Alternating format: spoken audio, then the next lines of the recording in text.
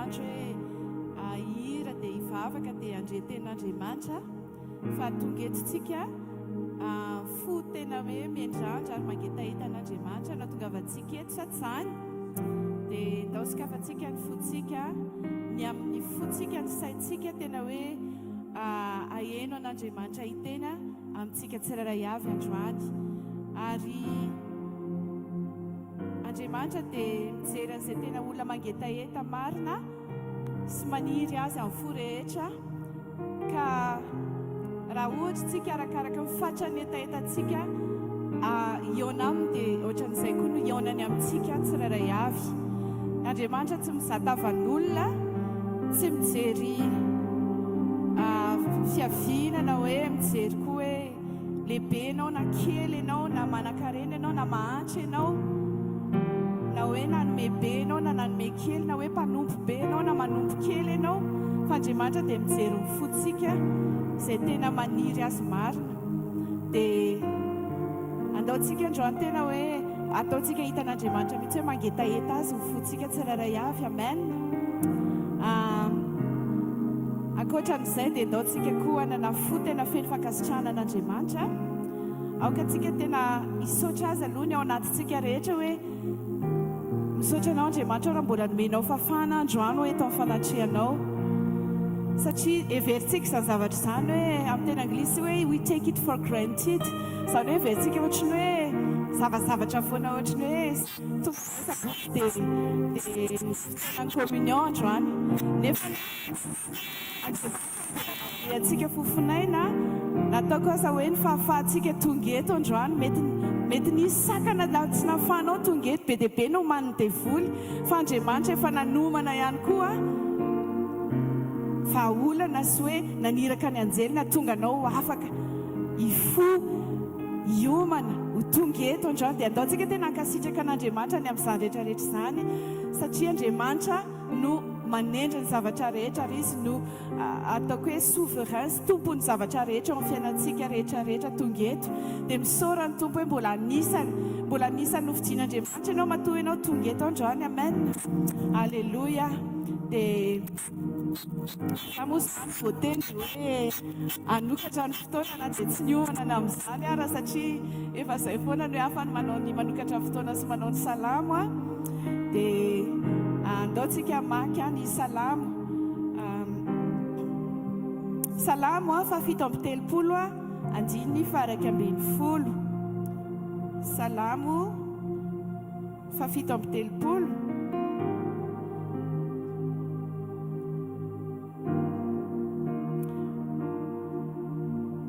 andiny faraka ambin'ny folo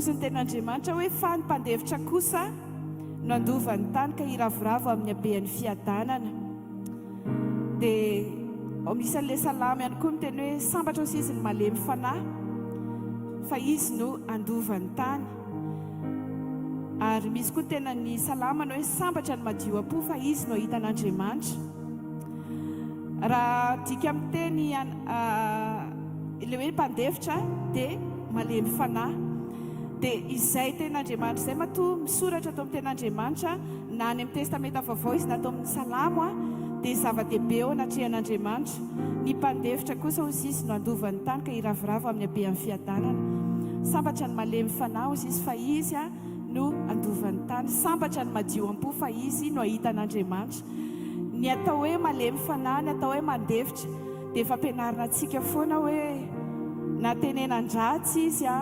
na aratsianao izy na enjehanao izy na ataonao anty rehetrarehetra ity izy dia izy mahay mamela heloka foana dia izay ilay toe-po ampianarina antsika ozy papa hoe raha ohatra ozy izy ka ilay olona ilay misetrasetra aminao tsy ahoana dia ianao maratra dia hoe za rehefa mampalahelo dia mbola atao an'izany ihany fa rehefa ozy izy ianao hoe tsy malala izay tokony ataony reny dia vitatreo hitanareo izay ilay toe-po ampianarina antsika dia raha anatina an'Andriamanitra tsika ka ohatra ka madio am-po sy manana izay fo mahay mamela heloka sy tsy mitsara tsy manaratsy tsy manenjika ny hafa zay dia izay ilay akasitran'Andriamanitra sy ilay hoe sambatra azotsika izay ilay ifandraisana hoe malemy fanahy mandefitra madio am-po amen dia izay mihitsy ilay ampianarina antsika isan'andro eto dia aokontsika ho amin'ny côtéan'izay mpandefitra sy malemy fanahy zay fa tsy amin'ny côtéan'ilay hoe tsika ilay avela heloka foana amen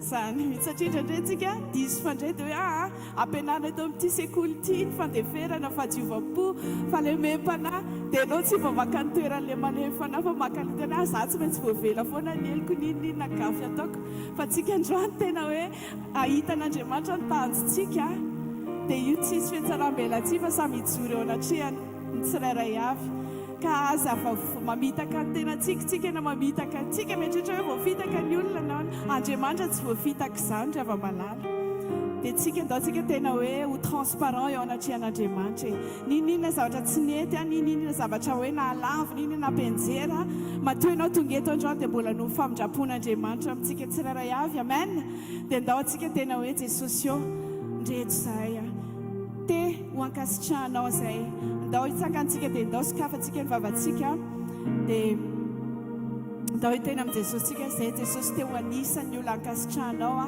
olona madio am-po olona malemy fanahy olona mandefitra eny ny atao hoe mandefitra dia mandefitra na dia ny amin'ny tsirary ny asa ho ny teninao izany no ankasitrahanao tompo dia ndreto izay asan-drato ny tananao dia izay fitariana teo hoe manana fo mankasitraka an'Andriamanitra manana fo mangetaeta an'Andriamanitra ary manana fo tena maniry ny anao sitrapony ho anisan'ny olona ankasitrahany olona sambatra eo imason'ny tetsiana fa ny madio am-po ny malemy fanahy ny mandefitra alleluia misaotra tompo sokafo ny vavanao aza mihaino ny vavaka ety aloha akory fa sokafo vavanao dia asan-drato any amin'ny Jesosy ny fotsika tsiraray avy amin'izao fotoana izao halleluia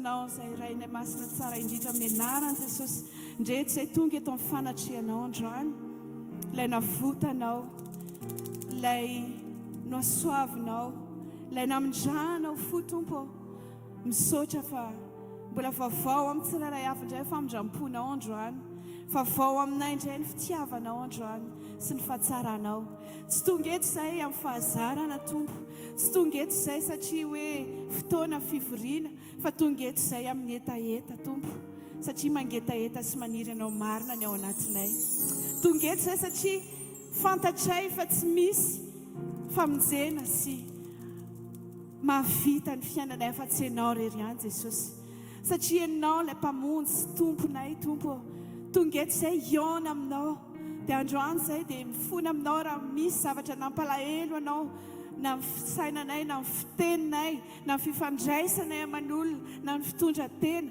mifona sy manenina ny amin'ny zavatra tsy ankasitrahanao zahay Jesosy dia ninina toe-panahy toe-po Jesosy nampalahelo anao ifonan'izany ho anay tsirairay avy reto aoka ny ranao Jesosy anadio anamasina tanteraka anay tsirairay avy androany satria ny tenao milaza izany hoe raha miaiky ny fahotantsika isika dia matoky sy marina izy amela ny fahotana dia manantona ny seza fiandrianana fahasoavanao zahay ankehitriny tompo mino fa vonina ho anay indray izany fahasoavana sy famindram-po izany Jesosy vonina ho anay indray ny ranao anadio sy anamasina anay tsirairay avy eto androany tompo ndreto izay Jesosy tonga amin'ny etaeta lalina anao mangetaeta iona aminao ndreto izay tonga eto amin'ny fofeny fankasitrahana Jesosy fa androany izay dia mbola notahinao sy no tantananao narovanao nomenao aina fofonaina fa mahavelona anay tompo tonga eto koa zahay Jesosy mangetaeta mba ho hitanao ananan'ilay toe-po toe-panahy andrasanao sy tena tadiavinao tsy irairaina fotsiny isan'andro eto amin'ity toerana ity fa tena mangetaetanao marina izay mba ho ankasitrahanao ny toe-panahinay ho feno fitiavana izay ho mpamindra fo izay ho madio am-po ho madio feritreretana ho tsy mpanenjika tsy mpanaratsy ny hafa ho tsy manao zavatra mampalahelo anao Jesosy na mifotsy misy mahita fa tena hoe tena olona ho akasitrahanao Jesosy satria tena milaza hoe sambatra ny madio am-po fa izy no hitan'Andriamanitra ho ianao ka dia te hitanao zay Jesosy eto amin'ny fanatrianao androany mangeta hitanao ny fofananay ny momba anay manontolo Jesosy eo mila anao loatra izahay tompo ndreto izay Jesosy eo manjaka feno eto anivonay ianao dia misaotra Jesosy fa eto sady amin'ny fanatrianao da io ny tsiraray avy androany ny fanelingelenana rehetra dia tsy ambinina eto anivonay androany amin'ny anaran'i Jesosy Kristy fa ianao Jesosy no hita eto tsy misy anarana hoderaina tsy misy olombelona hoderaina fa tsy ianao rery ihany Jesosy Kristy mpanjaka ny mpanjaka sy tompony tompo amin'ny anaranao Jesosy Kristy ny anaovanay izany vavaka izany amen amen alleluia ara-Paolo ny eo akaikinao fa ohatra mbola tsy mifampiarapitsika dia fiadanan'i Jesosy hoe ho aminao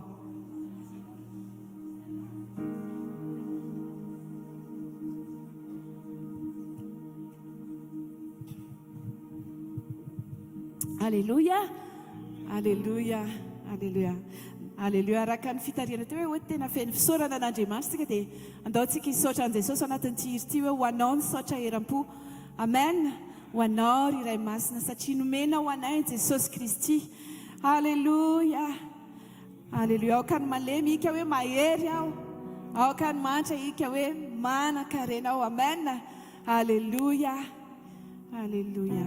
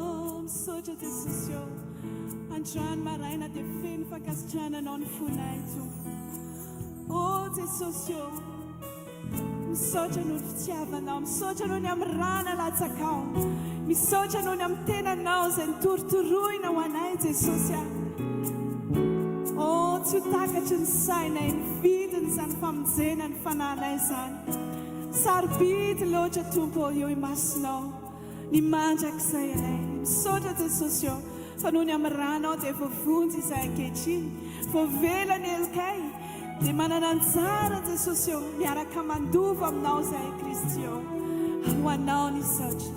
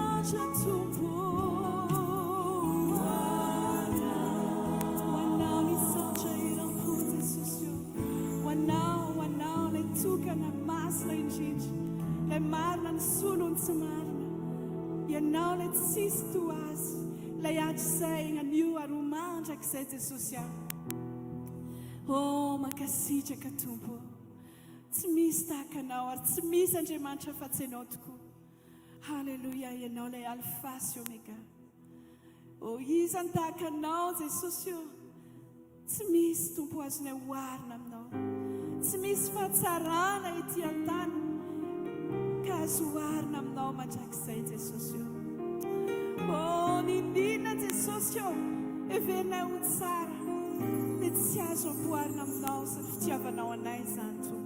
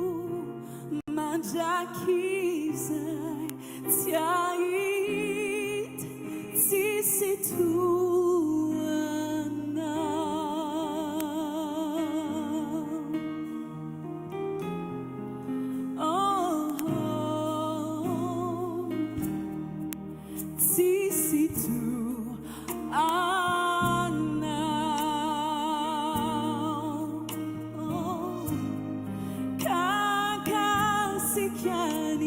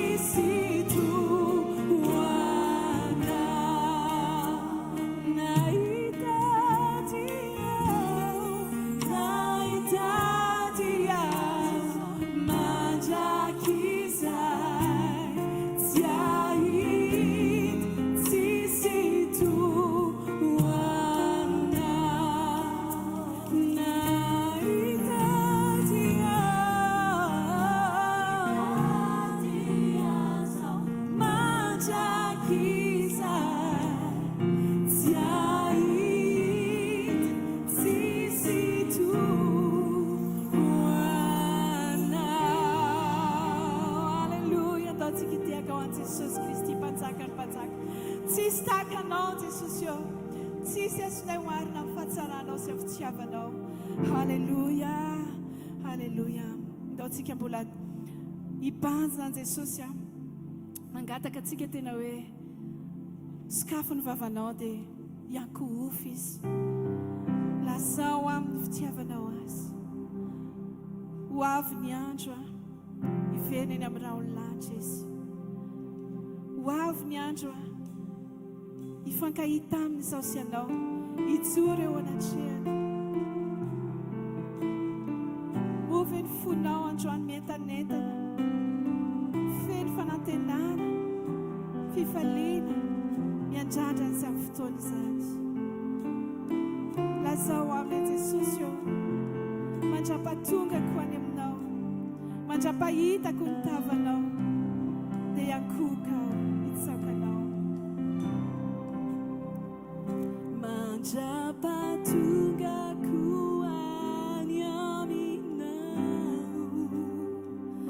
mandrapahitako ny tavanao, eto ampiandrasako ny fiavinao, hanovanao ahy ho takanao, dia hiankohako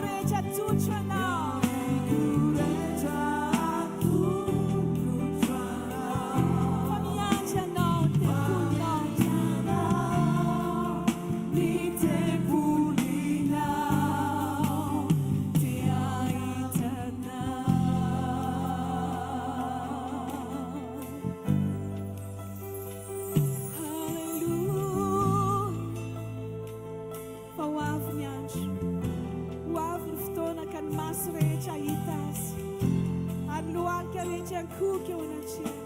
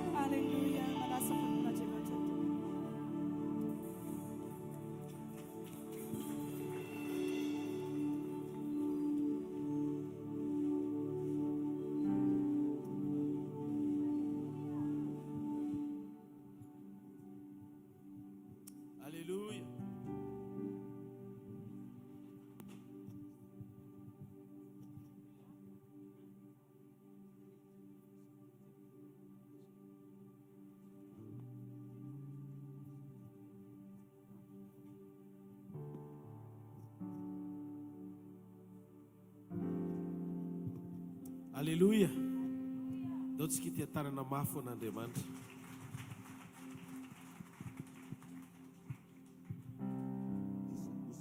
Alléluia. Misavatra mitrangy eo amin'ny fiainana. Tontolo tsy voatery ho takatry ny sainao fa zavatra velan'Andriamanitra handalo ampijoroananao eo amin'ilay dingana tiana hitananao. Mila mianatra isika eo amin'ny fiainana miankina amin'ny fahatokinan'Andriamanitra tanteraka ataovy amen.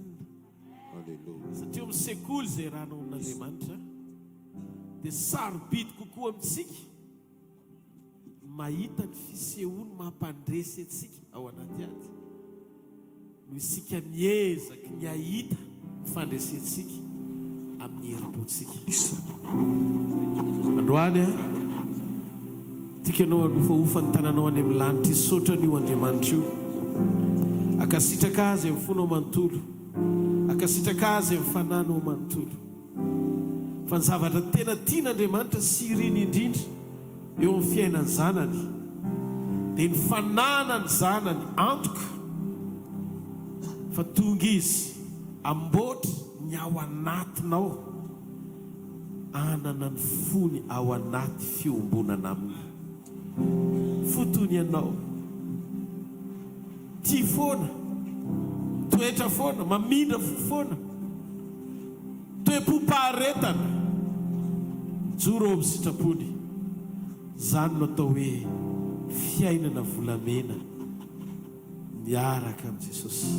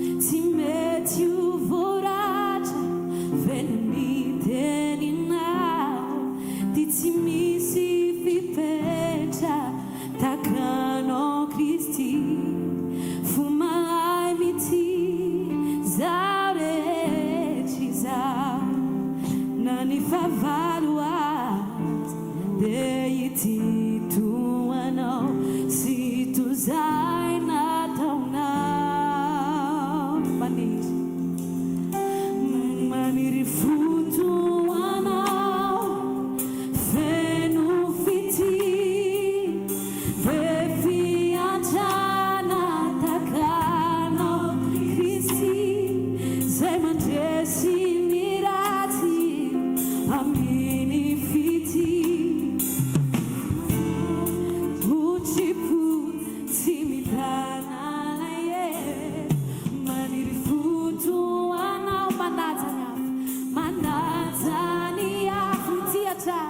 mity hatrany atrantoanao tsy mety voaratry fente feno ny teninao ty tsy misy fefetra avelitsika maniry fotoanao maniry fotoanao feno fitiro fiantana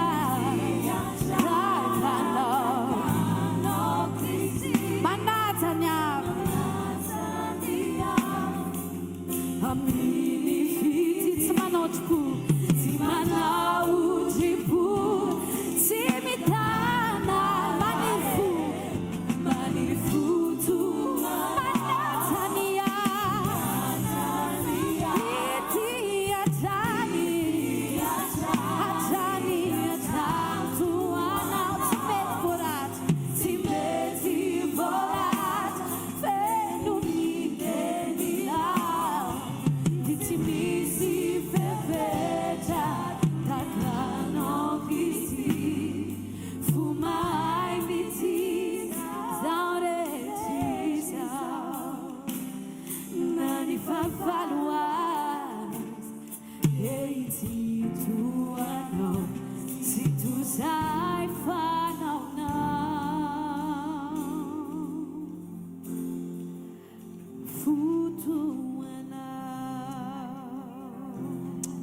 avofany amin'ny lanitra ny tanao dia mitenena amin'Andriamanitra ny antony fivorintsika dia ny atonga antsika ho iray amin'i Jesosy anana ny fony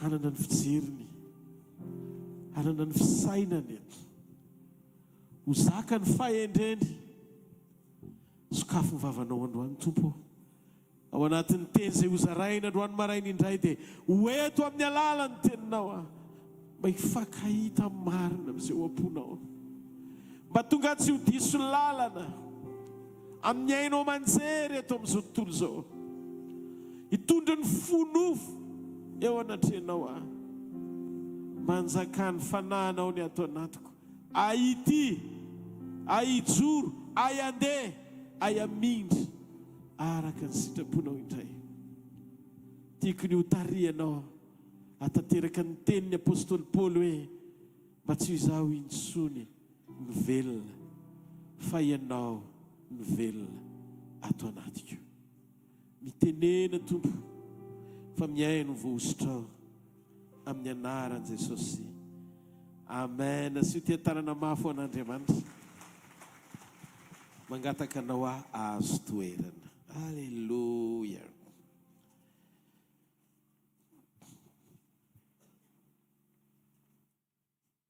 Izaho eo am-piombonana aminy mandra pisehony ho iray amiko.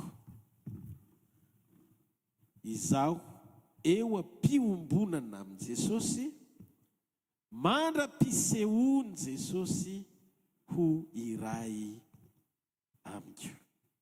Zany hoe mandra pisehoko ho iray aminy. Rehefa miresaka tsika mahakasika ny fifohazam-panahy amin'izao andro faran'izao,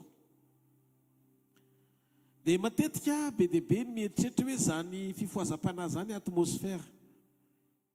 Na hoe tontolo maneho olona anankiray manam-pahatsapana hoe mifaly, sambatsambatra, maivamaiva ny eo amin'ny fanatrehan'Andriamanitra. Tsy endrim-pahatsapana ety ivelany ny fifohazam-panahy. Fa ny tena fifohazana tsy atmosfera miseho amin'ny tontolom-pahatsapana maneho fifaliana na koa hetsika manova fahatsapana ohatry ny sambatsambatra sy maivana zany. Fa ny tena fifohazana dia ny feon'ny Kristy miantso ny maty ho amin'ny fiainana indray. Zay no atao hoe fifohazana. Jaona 1:1-1:1 Jesosy rehefa tonga teo amin'ny rehefa ho any amin'ny Lazarosy maty farana nalevina dia zao no nolazainy. Zany no nolazainy ary rehefa afaka zany dia hoy izy taminy, matory Lazarosy sakaizantsika fandeha amo azy. Lazarosy amin'io maty farana fa Jesosy mahita Lazarosy matory dia hiteny Jesosy hoe ny fahafatesana faharoa koa dia ny fitoeran'ny olona velona anankiray ao anaty torimasom-panahy. Torimasom-panahy tsy mifo hiala amin'ny fahotana fa rendremana ao amin'ny nofo na matory ao amin'ny nofo makafy an'izao tontolo izao. Ny tena fifoazana araka io tena amin'izao toko araka ambin'ny andiny firaika ambin'ny folo io dia ny famalian'ny nofo anankiray izay maty, ny fanahy anankiray izay maty, ny feon'ny Kristy miantso mba ho amin'ny fiainana indray, zany no atao hoe fifoazam-panahy. Miseho amin'ny endrika anankiroa ilay izy. Voalohany, mametraka ny Kristy ho ivon'ny fiainana. Faharoa, ny fahafahantsika misitraka fanovana izay tsy afaky nisy havita afa-tsy Andriamanitra irery ihany. Izay no mahatonga ny fahavelomana ao ara-panahy tsy nankin'Andriamanitra niezaka ao fa mifanekenao andray ny fanahin'Andriamanitra amin'ny alalan'ny fandresen-dahatry ny tenin'Andriamanitra miasa ao anatinao, anovanao, tsy ho ianao intsony le teo aloha fa olom-baovao. Tovy amen. Mafantatranao fa be dia be amin'izao ny faran'izao. Mieritreritra fa ny atao hoe fifoazam-panahy dia rehefa vembeny ianao eo amin'ny fanatrehan'Andriamanitra fa feno fanahy. Ohatrany mandre fifaliana ianao fa mahafinaritra anao le teny fa ny impakta ny teny manovanao hijoro ao amin'ny sitrapon'Andriamanitra, hiala amin'ilay fahafatesana ara-panahy fa hanao izay ankasitrahan'Andriamanitra iseho amin'ilay endriky ny olom-baovao. Zay no atao hoe fifoazam-panahy. Matory Lazarosy sakaizako fa andeha ao izy Jesosy hamoha azy. Dia trirety hoe niantso an'i Lazarosy Jesosy, Lazara mivoa tao. Dia mivoaka Lazarosy. Ny fahafahantsika misitraka ny fanovana izay tsy afaky nisy havita afa-tsy Andriamanitra irery. Ary ny famelomana dia avy amin'ilay fiainana sy fananganana atao hoe Jesosy Kristy, izy irery ihany no mitondra famelomana ao anatin'ny olona.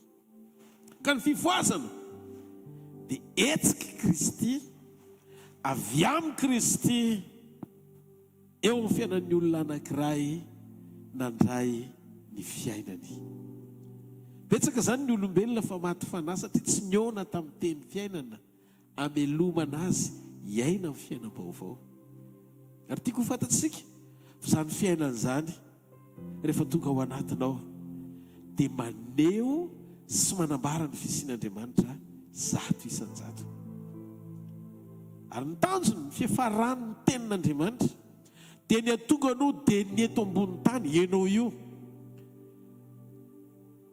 aneho ny fahavelomany Kristy zato isan-jato. Tsy ianao intsony ho velona fa manomboka hita soritra ny fisianao Kristy miaina amin'ny alalanao, miseho amin'ny alalanao, maneho ny maha-izy azy amin'ny alalanao.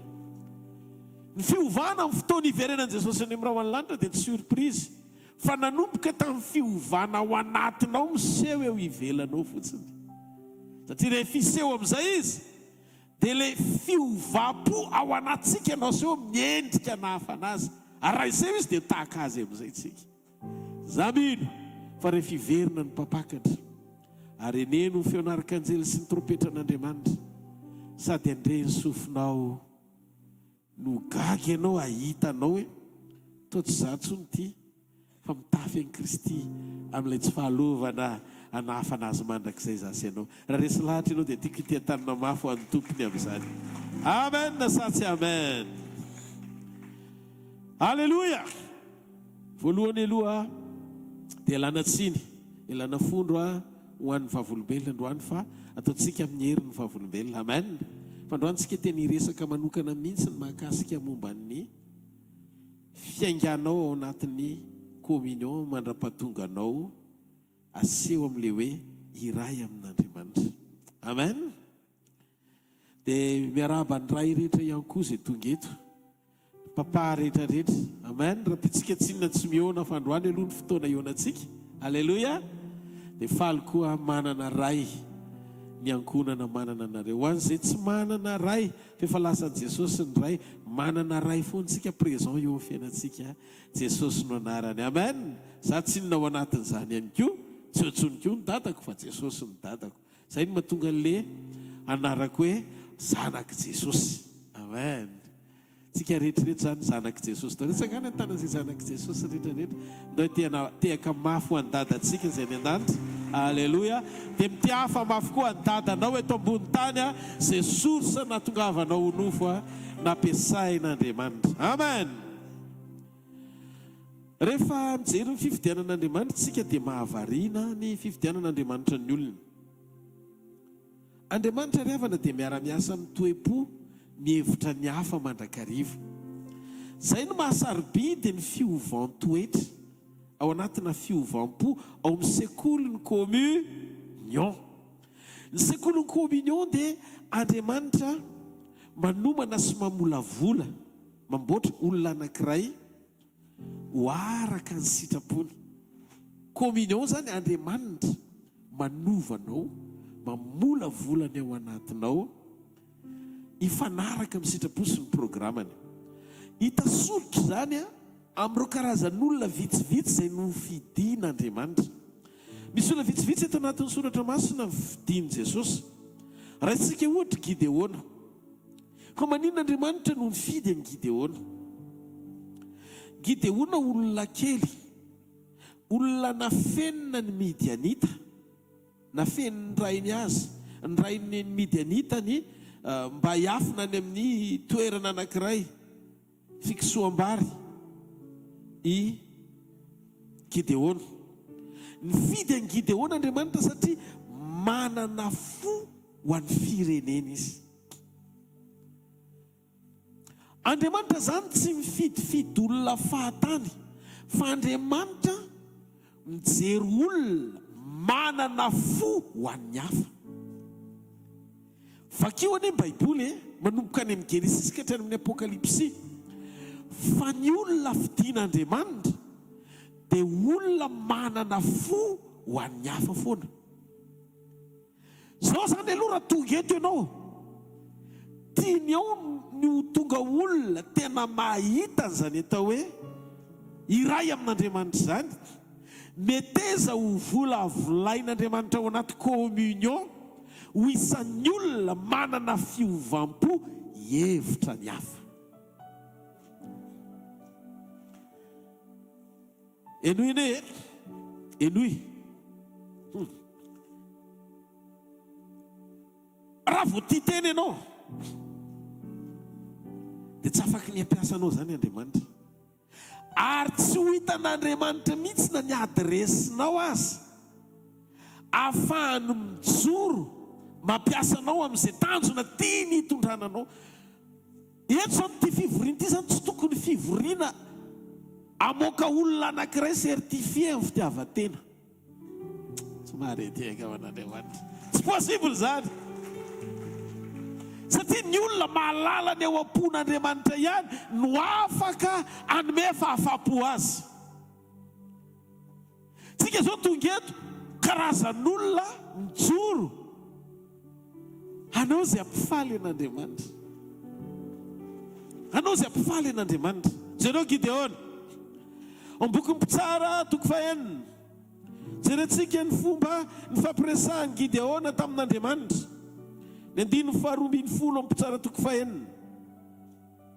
Ary ilay anjelin'i Jehovah niseho taminy ka nanao taminy hoe, Jehovah ny momba anao ry lehilahy mahery. Andriamanitra mahita ny Gideona ho lehilahy mahery. Ary Gideona no nitenenin'Andriamanitra hoe, za omba anao. Dikany hoe enao olona tokany zany. Fa inona ny tao am-pony Gideona? 9:13. Fa hoy Gideona taminy, indrisy tompoko raha momba anay Jehovah. Singulier. Ianao. Fa navalin'i Gideona au pluriel anay isika rehetra. Zany hoe raha izy nivatana ny teny fahomba azy Andriamanitra, izy tsy nahita ny tenany fa le tao am-poniny navoakany, misy olona be dia be ao anatiny. Nefa message personnel, teny manokana ho an'ny olona anankiray navoakan'ny olona, namoahany olona be dia be. Zany hoe efa tao am-pony Gideona, melohany onany tamin'Andriamanitra, nivesatra ho an'ny Israely voageja ny Midianita. Hitanao, araky ny habean'ny ao am-po no itenena ny vava. Andriamanitra tsy mamangy olona, tsy mitondra ny vesatra zay azy. Misy apahany ahitany eo am-pony Gideona mavesatra ao anatiny, dia tonga Andriamanitra nanangana azy ho amin'ny missiony. Zay ny mahatsara ny fanomananao ny fonao ao anaty communion, mba ahafahan'Andriamanitra mamangy anao anehoany fa misy programa sy antom-pisina tiany hitondrana ao anaty anjara voatendry, voafaritra, mazava tsara ny amin'ny fandalovanao eto ambonin'ny tany. Ary zay fomba fisehoan'Andriamanitra zay no ahitan'Andriamanitra fa uni iray aminy ianao. Teto Andriamanitra niteny tamin'ny Gideona hoe Jehovah no momba anao ry lehilahy mahery. Hoy izy Gideona hoe indrisy tompoko raha momba anay Jehovah. Olona tsy mihevitra ny tenany samy rery izy, fa ny maro sy ny fireneny Israely no tao am-pony. Andriamanitra ry havana tsy mijery zay ho ivelany, sy ny fahalalana olona anankiray na ny fahakelezany na ny momba azy rehefa hifidy olona anankiray ho ampiasainy, fa zay manana fo tena mavesatra ho an'ny maro aloha. Zany hoe zay toe-po zay tsy mihevitra ny tenany sy zay mahakasika azy rery, fa zay rahana sy asony be sy ny marina ao anatin'ny fony, tena tehiteny aminao an'ity fahamarinany ity, fa raha zany no mavesatra ao anatin'ny fonao, anomboko tilitilian'Andriamanitra ianao ary andrahany anjely eo na romenakavy. Hitanareo ny mahatsara ny fiovam-po sy ny fiovam-toetra. Raha oharina amin'ny fikatsahana an'Andriamanitra, ianao tonga eo amin'ny fanatrehany zavatra mavesatra ao anatinao, tsy misy akoatra ny besoin-nao sy le matery anao eo amin'ny fiainanao.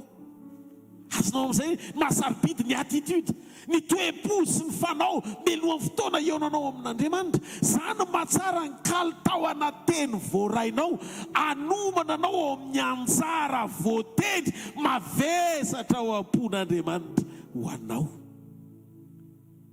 Teneniny eo akaikinao dia jereo tsara ny masony, inona ny ao am-ponao e? Faraky ny alehiben'ny ao am-ponao, nisokafa ny vavanao. Tomarety akao n'Andriamanitra. Zareo fa mitovitovy ny sainandreo olona anankiroa ny fidian'Andriamanitra oza raiko reto, zay fantsom-panafana firenena daholo. Gideona ny anankiray, Moiza koa ny anankiray.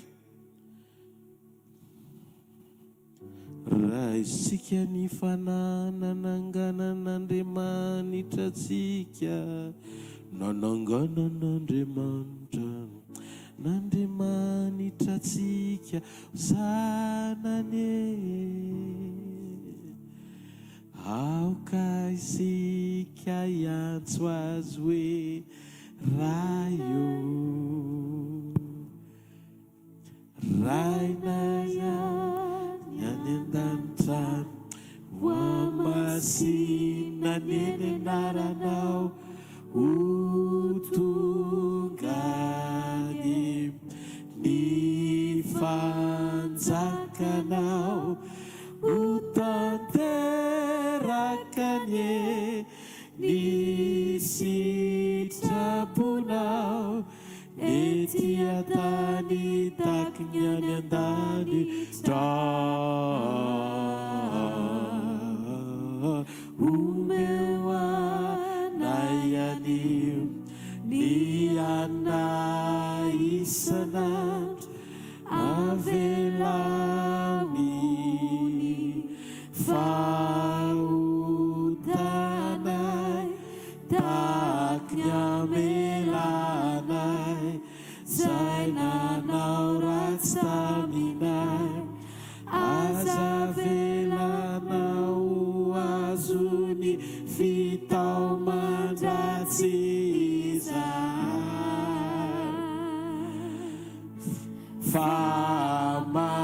famanafanay aminy ratsy fanao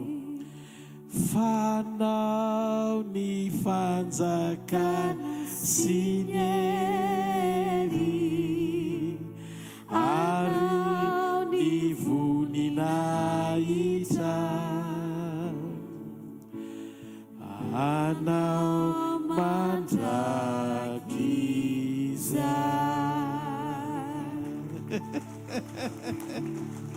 Halleluja.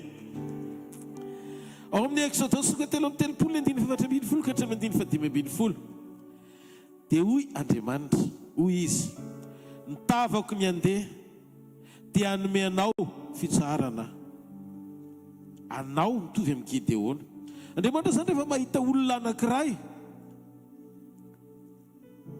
dia tsy manao anao an'ilay olona izy raha tsy manana fo anay ilay olona. Misy zavatra tsy azonao, misy zavatra tsy azonao. Enoy rehefa tonga teo amin'ny Gideona izy dia hoy izy hoe za miomba anao. Fa navalin'ny Gideona indrisy Jehovah raha momba anay. Eto ndray izy mahita ny Mosesy dia hoy izy maintsy amin'ny Mosesy za ny hanome fitsarana anao. Olona ray fa inona navalin'ny Mosesy fa hoy izy, fa hoy Mosesy taminy, raha tsy handeha ny tavanao dia aza mitondra anay.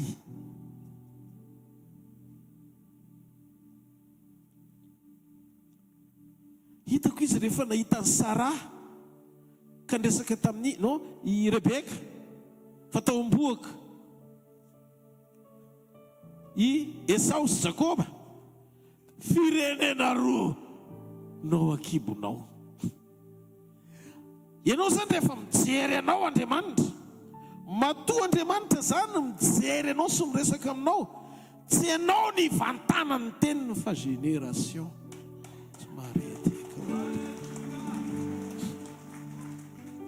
Zany mahatonga antsika tsy hoe te hanapaka ianao, tsy hoe te hanapaka ianao, te ho lehibe ianao, te hanjaka ianao, te ho isan'ny boss, te ina daholo le fiteny azy.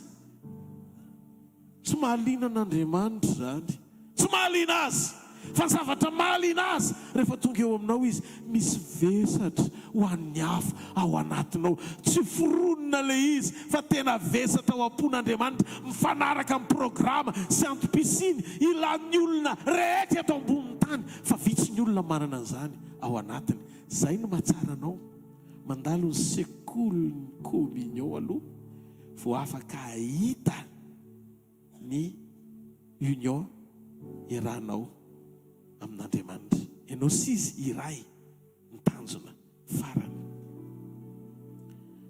Hoy Andriamanitra tamin'i Mosesy, nitavako ny andeha hiaraka aminao dia hanome anao fitsarana.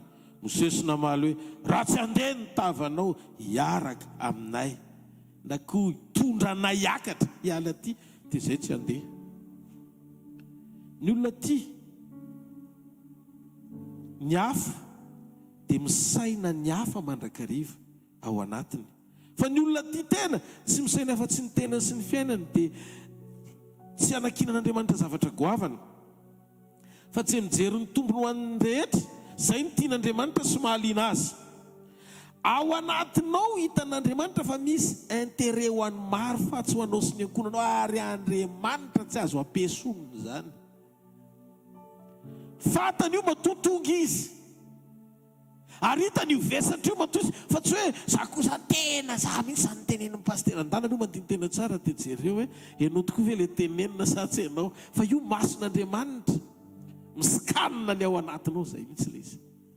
Jereny ny ao anatinao hoe tena zany ve ny ompon'ity olony ity, mihevitra ny hafa ve izy, tena misaina ny hafa ve izy,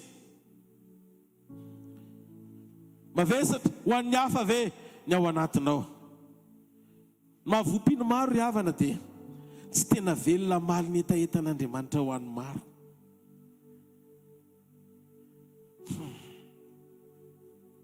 Hitanareo zareo fa io olana io no mitrangy eto ambonin'ny tany avy amin'ny vox populi, ny feon'ny vahoaka. Za tsy contre ny demokrasia, fa za te hametraka ny teokrasia ho ambony lavitra noho ny demokrasia.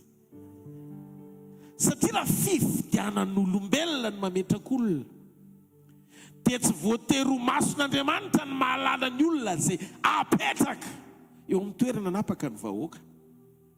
Atsakany an-tanan'izay mandeha. Ty resaka ty tsy resaka politika, fivavahana ny resantsika eto, fa resaka tsotra fotsiny amoahana le fomba fijerin'Andriamanitra rehefa mandinika olona anankiray izy ka mifidy olona anankiray. Natao hanapaka ny Israely ohatra. Mafantatrareo fa Saoly ene ny fidino mpanjaka, fa Israely nanosika an'Andriamanitra ny ray fanapahakevitra, fa tsy Andriamanitra ny tapa-kevitra ny endrim-panjaka eo an'Israely. Eno le fahamarinana. Rehefa ny Israely ny tsiritra firenena hafa, dia zay koa mba omeo mpanjaka ho anay. Saika Andriamanitra ny tondra ny Israely hatramin'ny farany, fa lasa mifidy olona Andriamanitra hanapaka ny Israely atao hoe Saoly. Dia jereo fa rehefa vahoaka ny nanery an'Andriamanitra anendrim-panjaka, dia jereo ny feo amin'ny vahoaka naniraka ny Saoly na tonga azy tsy ho mpanjaka, satria lasa niankina tamin'ny feo an'ny olona ny fanapaha-keviny, fa adino ny feo an'Andriamanitra zay nametraka azy eo amin'ny toerana mahampanjaka azy. Farana ny asany, satria lasa teo tsara eo amason'ny olona, lasa nanandanja kokoa tao atsofin'ny Saoly ny feo amin'ny vahoaka hoe taraiky Samuel fataovy fanaty fe. Dia lasa detaka Andriamanitra ny teny tamin'ny alalan'ny Samuel hoe aringano avokoa biby fiompina ny Amalekita, aza sina miangana naray ary. Dia le tonga le mpanjaka ny ohatrany tena nitaraina hoe aleo mba tsy ho faty senana ny negosy natahotra, nangalany any le ondro matavy hoe ho an'i Jehova. Dia izy ndray no miseho be famindrapony ho Andriamanitra. Hoe ka izy kosa ny nitarainy teo tsara no Andriamanitra amin'izay, satria nahoana? Zatra mihaino feo amin'ny fihetsem-pony sy ny fomba fijeriny, fa tsy manaiky ny fitarian'Andriamanitra eo ambany fitondrany tsony. Dia zay no nasamihafa ny Davida sy Saoly. Davida tsy feo amin'ny vahoaka no nampirisika an'Andriamanitra hifidy mpanjaka, fa Andriamanitra no nijery mpanjaka araka ny fony. Ny fifidianan'Andriamanitra tsy kritera mety ety ivelany, fa ny fifidianan'Andriamanitra kritera lalina ao anaty. Jereo fiafarandreo mpanjaka anankiroa reo, mpanjaka anankiray zavatra tsisy dikana nalaza teo amin'ny seza fiandrianana, fa mpanjaka anankiray faharoa tena aina nofetra rito mpanjaka, aina nofetra nara ananao, ansitrapo manoloranay tena, matanomba ho anao izaho, ndreto izaho ilanja faneva, lay azo izahay nanavotanana, antsitrapo no anoloranay tena, ka tanomba ho anao izahay.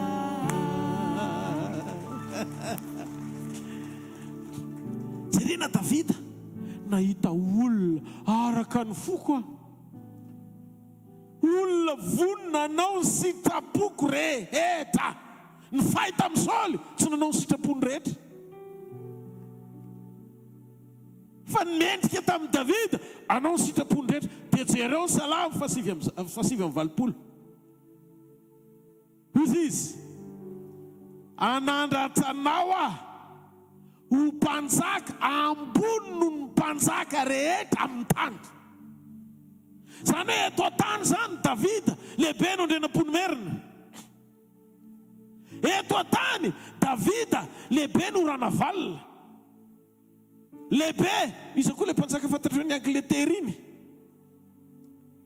Elisabeth na 2 na 3. Lehibe no Charles Prince. Lehibe lavitra no zay mpanjaka fantatrao aiza koa le mpanjaka sasany. Lehibe no rendretra iza mpanjaka fantatrao eto ambonin'ny tany. Fa Davida napetraka Andriamanitra eo ambony mpanjaka rehetra eto an-tany. Satria ny vision an'Andriamanitra nazaka le critère tian'Andriamanitra ao anatina vision ahatongavan'ny Messia atao hoe Kristy ny toepony. Rehefa io fonao io no miteny no vavanao sy ny zavatra ataonao, dia mahaliana an'Andriamanitra akaiky ny manara-maso ny fisianao. Tsy any amina position le izy na toerana. Tsy hoe mivize zavatra lavitra be Davida hoe zao no ataoko mba hatonga aho ohatr'izao. Fa nanaiky tsotra fotsiny izy namaly an'le critère takian'Andriamanitra tao am-pony. Zay ny anomanana anao ao anaty communion mba hatonga an'le programa mahiray anao sy ny tompo aseho amin'ny fomba faran'izay tsotra tsy sidirany amin'ny etanao androany. Na ohatran'izy ianao androany na ohatran'izy. Mety olona mieritreritra hoe zany ratsy indrindra. Fa Andriamanitra tsy mijery an'izany aloha. Ny etan'ny fonao aloha ny jereny voalohany. Efa nifidy ianao Amen. Zay le mahatonga an'le hoe rehefa demokrasia dia tandremo fa ratsy ny fanananao toerana sy fahefana kanefa tsy mihevitra afa-tsy ny tenanao ianao. Raha tsy toepony mialoha lalana ny fahefana dia tsy azo antoka ny fahatsarany fitondrana sy ny fanapahana. Satria ny fahefana sy ny fanapahana tsy ny eloava ny foany maro fa fitiavan-tena dia fanangonan-karena mibetsaka fa tsy fijoroana ho fantsona asony hafa ny fisianao. Mahita taranaka mijoro manomboka androany iteny hoe ianao milaza famomba fa izaho koa sy laza famomba anay. Alleluia. Tsy amin'ny tombony ho Andriamanitra fa ho amin'ny tombony ho anay ho fanampianao anay amin'ny zavatra rehetra. Momba anay ry Jesosy tompo fa marona ny ala ety zay vonjy atsy aminao ramonjy tiao mombana. Ndao itentarana mafy anasy. Raha tianao no isan'ny olona tsangan'Andriamanitra ahery iray aminy, hitondra ny famonjeny, ho fitaova ny famonjeny, dia zao valio ty antso androany ty manana communion matanjaka amin'Andriamanitra. Manana inona hoe? Manana communion matanjaka amin'izy amin'Andriamanitra. Rehefa Andriamanitra no aneho azy amin'ny alalanao amin'izay ao anaty unité hoe iray aminy ianao, angamba ianao misaina sy mihevitra hoe kely sy bitika eo am-panombohana, fa tiako ny milaza aminao fa toeram-panomanana sy mbola volan'Andriamanitra anao io ho amin'ny dingana sy fahatsarana tiany anehoana ny fahalebiazany. Ao misy vonina tsara ve anaraka e? Angamba ianao mety misaina sy mihevitra ny hoe tompo kely ane bitika ane azao tsisy jerevana tsisy hitarafana zany kely indrindra. Fa za te hiteny aminao fa io everino fa toeram-pahakelezana iainganao io zay zavatra tao ohatra mitsefitra daholy ohatra midihidy ny lalana misy toeram-panomanana sy famolavolàn'Andriamanitra tiany amin'izay dingany fahatsarana anehoana ny fahalebiazany ao anatiny io fa mamolavola anao izy tsy iankina amin'ny zavatra ao ny tantanany sy anomanany fononao iankina aminy satria raha mbola misy zavatra azonao iankinana tsy pira ny fiankofanao amin'Andriamanitra.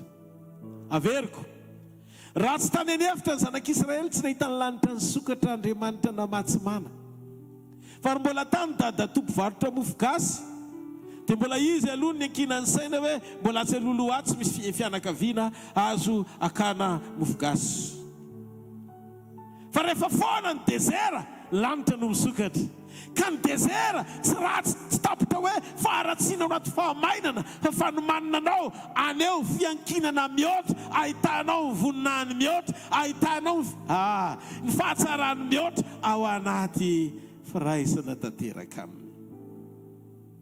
Andriamanitra tsy miainga avy amin'izay fahatsarana misy avy aminao anomboany fa Andriamanitra izy mihitsy ny tompon'ny fahatsarana anovanao olom-baovao.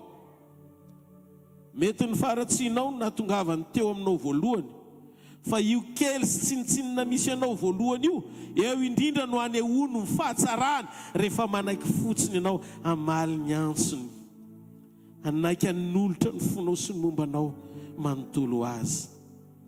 Mpamonjy tsika aloha izy voatompontsika izy zay le lesona tetiko farany ny mampamonjy azy tsisy idiranao fa zay nataonao anao fa fahasoavana namonjena antsika tsy avy amin'ny asa tsy avy amin'ny ataontsika ndao izy irehare fa ny mahatompo azy misy idiranao satria mametraka azy ianao eo amin'ny toerana ambony afaka anapaka ny fiainanao sy ny mombanao ray manontolo amin'ny fotoana tokony hitenenana dia mangina aloha amin'ny fotoana mahafaty antoka dia mba mianatra aloha manome voninahitra an'Andriamanitra hoe saotra tompo fa maty antoka ako satria tsy miankina tamin'ilay zavatra zay no manontokany hoe tsy miankina mamona raha tena zay ny zavatra misy tsy maharary ny ao anatinao amin'ny zavatry ny tany. Fantatrao ve fa Gideona kana fenina ny Midianita ny niona tamin'Andriamanitra voalohany mba jerijereo ane le mpitsara io toko fahenina andininy faraky ambin'ny folo eo ambony kely eo ihany inona ny zavatra mitranga dia tonga ilay anjelin Jehovah ka nipetraka teo ambany azy toerabita teo Ofra izay anjoasy Ebizirita ary Gideona zana ny velo vary tamin'ny fataka teo anilany famiazam-boaloboka mba hafeny ny Midianita. Presizeny Baiboly olona nafenina ny lasa ero azonao ve zany matona fenina kanosa zany tsy izy idirany amin'ny toepony Gideona feno tahotra mihitsy le fividianana sianso ny fidianan'Andriamanitra azy eo le tahotra nanafenana azy fa eo le vesatry ny Israely nanatonan'Andriamanitra azy ny rehetra ilain'Andriamanitra vesatra ho an'ny hafa fa tsy tahotra sakana tsy atonga an'Andriamanitra tsy hanova azy ho tonga ero ny toepony sy ny toetrany feno tahotra matona fenina ka eto tsy miditra any amin'ny akansanao tsy kitika an'iny ahako ianao kanosa fa olona ny olona rehetra kanosa dôly aloha vao nampiasain'Andriamanitra ho tonga ero fa eto aty anaitra an'izay tadiavin'Andriamanitra fa tsy le zavatra hitanao mampatahotra anao tompo zany mba miezaka nino tsy ianao miezaka nino fa ianao disponible amina toepo tadiavina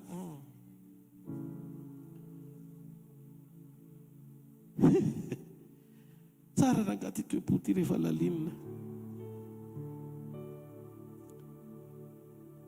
Andriamanitra tsy miainga avy amin'izay fahatsarana misy avy aminao zany anomboany fa izy mihitsy ny fahatsarana anovanao olom-baovao. Zay no mahatonga antsika miaina ao anatina sekoly mampitany fahatsarany amin'ny faiblessinao mba hahafahanao miombona aminy sy manaiky ao am-po ho tarafy ny fahatsarany ao anatinao anahaka azy. Tsika ene tonga eto mijery fitaratra antsina zay petina mbola tsy tanteraka ao anatsika ampahazo aina n'ilay mijoro sy nanao fanekena tamintsika fombantsika mandrakariva izy mba rapatonga ny fahataperany zao tontolo zao sy tokony isy toerana ho amin'ny fanamelohan-teny eto.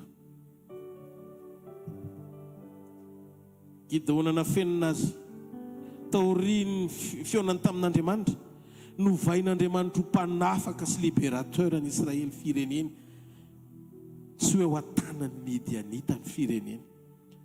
Olona faible lazainy fa mahery ary zay ny mila andinianao tena satria Andriamanitra rehefa tonga eo aminao tsy tonga eo aminao izy mijery hoe ohatran'izy ianao fa tonga eo aminao izy hijery ny fahitana mombanao. Raha bary lehilahy mahery fa ny tompo mombanao. Ao dia izy izy Gideona indrisy mitsetra tena tsara ianao mitsetra tena ilainy zay fitseran-teny zay rehefa maheno ianao ny fahatsaran'Andriamanitra tonga mba miteny zavatra tsara tareo anao satria ny fitseran-teny iny no midika fa tsy mendrika ianao ny amin'izay zavatra nylazainy taminao dia afaka mandroso izy. Fa raha eo ianao zany ny olona dedaka miteny enjany raha za kosa aloha fa mahery hatramin'ny ela nefa olona feno tahotra raha mitetaka fa tia doka dia tsy mifidy ianao Andriamanitra fa ianao le olona faible mihitsiny, ianao le tsy tanteraka io mihitsiny natonga azy maty nidina hamonjy ianao zay ny atao hoe grâce na fahasoavana. Nidina mihitsy izy nijery ianao. Maso-pasoavana no nijerevan'Andriamanitra ny Gideona satria ny zavatra nilazain'ny anjely nampitondrain'Andriamanitra ny anjely an'i Gideona dia zavatra mifanohitra amin'ny zava-misy eo amin'ny fiainan'i Gideona. Zay no mahatonga milaza aminao rehefa tonga eto sokafo fotsiny ny fonao fa Andriamanitra tsy mijery réalité fa Andriamanitra mitondra vérité. Tsy marety akaman'Andriamanitra. Andriamanitra tsy mijery zava-misy hoe ina le zava-misy. Zava-misy faible ianao, zava-misy reraka ianao, zava-misy ohatran'ny kivokivo zany ianao, zava-misy ohatran'ny mamely sahona miteny izay tiany ho lazaina ny rehetra momba anao. Fa ny fahamarinana olona mahery ianao, olona tsara ianao eo mason'Andriamanitra satria Andriamanitra mahita ny farany hatramin'ny voalohany ary milaza izy mbola tsy nitanga akory ny etanao androany zavatra hafa ny etanao anao fa ny ahitan'Andriamanitra anao dia zay tia ny efarahanao no efa lazainy hatrany am-boalohany. Gideona, ianao tsy olona feno zany fa ianao olona mahery, ianao tsy olona mpamaritra anisan'ny olona ohatrany vitsika zany fa ianao mahita olona anankiray eo anoloanao ka notaray fotsiny dia vita izy rehetrarehetra satria tsy ianao ny ady fa anahy ny ady. Ary rehefa ijoro eo bangy eo amin'ny toeranao dia zao tadio ny fahavelomanao hita maso ohatrany rereo miatrika ireo vitsika be dia be reo. Halleluja. Dia tsinitsiny reo rehefa uni amin'ny parole ianao, rehefa iray amin'ny teniko ianao ka zaka ny teniko dia zao ny zavatra hitanga Gideona. Ny arivo manal ohatrany mamely olona anankiray ianao mamely azy satria tadio fa zay miaraka aminao sy mombanao dia lehibe lavitra no zay misy eo amin'izao tontolo izao. Mahery ny ao anatinao. Halleluja. Rehefa uni, rehefa iray amin'Andriamanitra ianao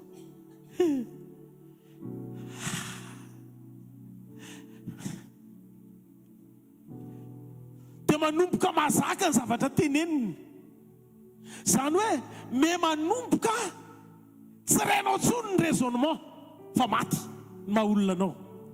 Ça fait impossible, ça fait des trucs.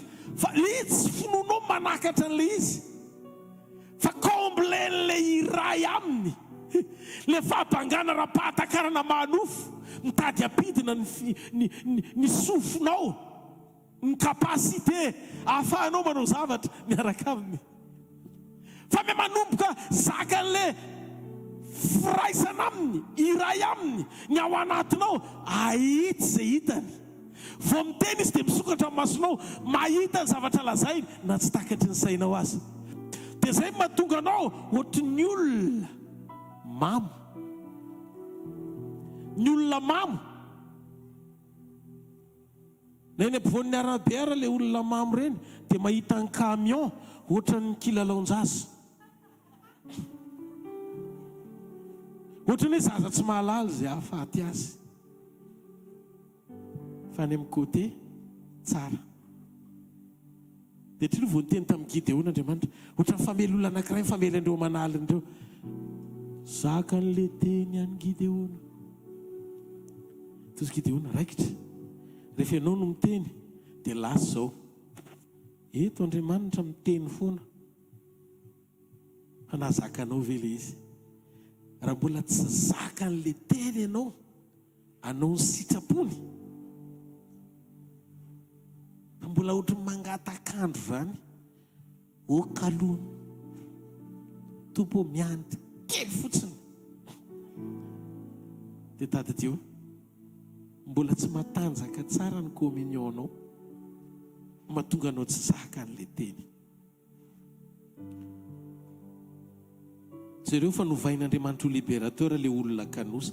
Mba azonao ve zany? Atao ohatr'izao tanao, mba azonao ve zany zavatra zany? Ohatrohatr' izany ny asany eto androany. Eto misy olona miteny hoe angamba dia tsisy ho avy intsony ny fiainako fa dia fasana sisa miandry. Iza miteny anao fa fasana sisa miandry anao? Tsy ho faty ianao fa ho velona ary hanambara ny asan'Andriamanitra. Fananin'Andriamanitra mihitsy zavatra mifanohitra amin'ny zavatra netrinetiny sainao, ny zavatra hitany masonao, fa tsy midika akory izany hoe tsy asa izy. Aza faritana amin'ny zavatra lalovana ny mandrakizay mamaritra ny fihefarahan'ny fiainanao. Ny fihefarahan'ny fiainanao ny tsy ao anatin'ny zavatra mandala, fa voafaritra hatramin'ny fanombohana ny fihefarahanao any amin'ny mandrakizay. Dia izay no tonga n'Andriamanitra mandrakizay tonga teo amin'ny fiainan'i Gideona. Gideona, ianao tsy kely fa lehibe, ianao tsy kanosa fa ianao mahery. Dia izay mahatonga an'ilay hira teo iny hoe zay kely hery aoka izy antso hoe mahery aho. Amen.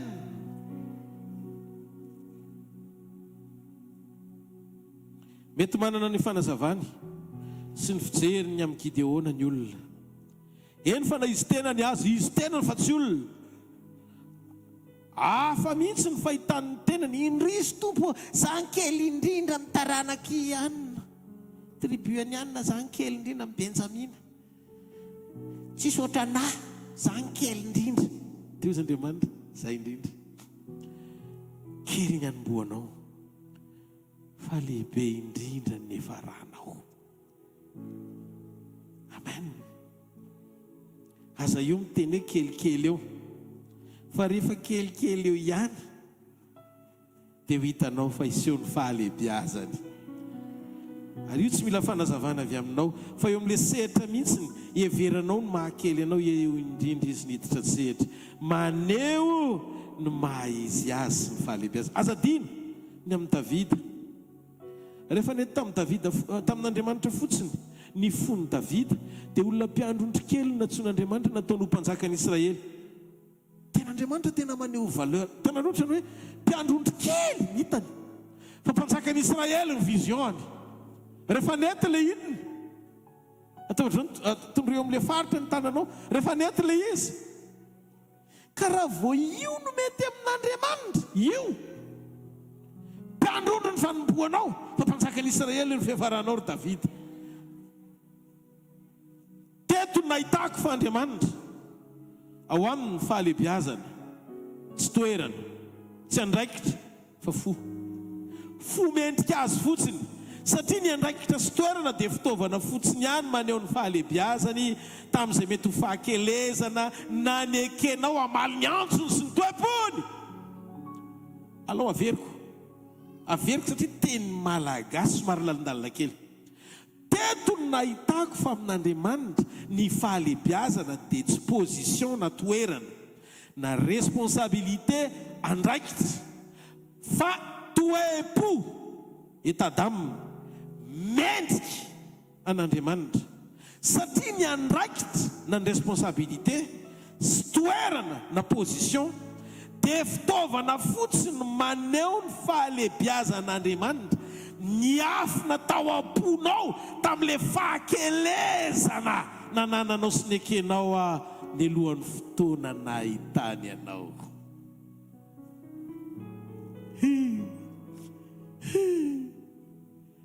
Enoi Adama nu tsisy nininona fantanjaka nisy voninahitra noho ny Adama ny tafinak'ira. Voninahitra tsy miankina amin'ny fisehoany ivelany hoe tsara ny fitafianao, manana ny zavatra rehetra ianao. Tsy izany ny voninahitra fa Kristy ao anatinao ny fanantenana amin'ny voninahitra.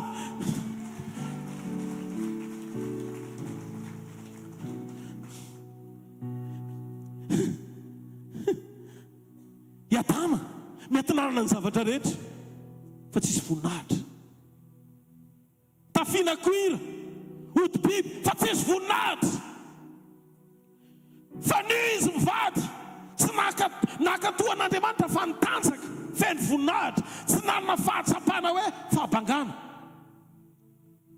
Fa fenona ao anaty fitanjahana no eto voninahitra rehefa manjaka ao anatinao Kristy. Fa maninona ianao miado amin'ny tenanao? Maninona miezaka manamary-tena amin'izay olona tsy manana fahefanak'ory hitsaranao amin'ny farany? Inona ny tombony ao ambadiky ny fijoroanao anamarinanao tena amin'ny olona, nefa tsy olona no hitsaranao fandriamanitra? Mijoro ao anaty fahatokiana, miaina ao anaty fahanginana, manetetena fa ilay mahalala ny miafinao abo, afaka aneo ny marina izy amin'ny farany, ary afaka ampisongadina anao izy teniny androany amin'ny Andriamanitra manam-pahefana eo amin'ny fiainany, eo amin'ny fiainanao azy.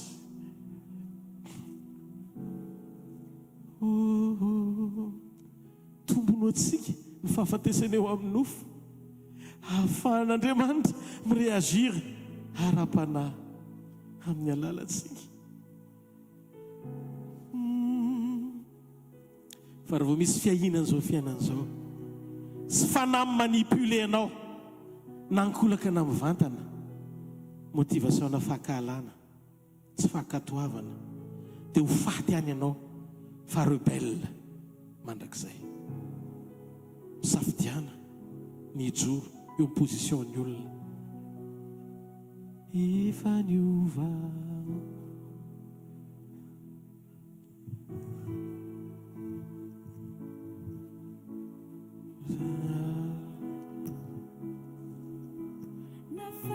nafanao mahita fifali fiadanan fahasoavan fampahitana fity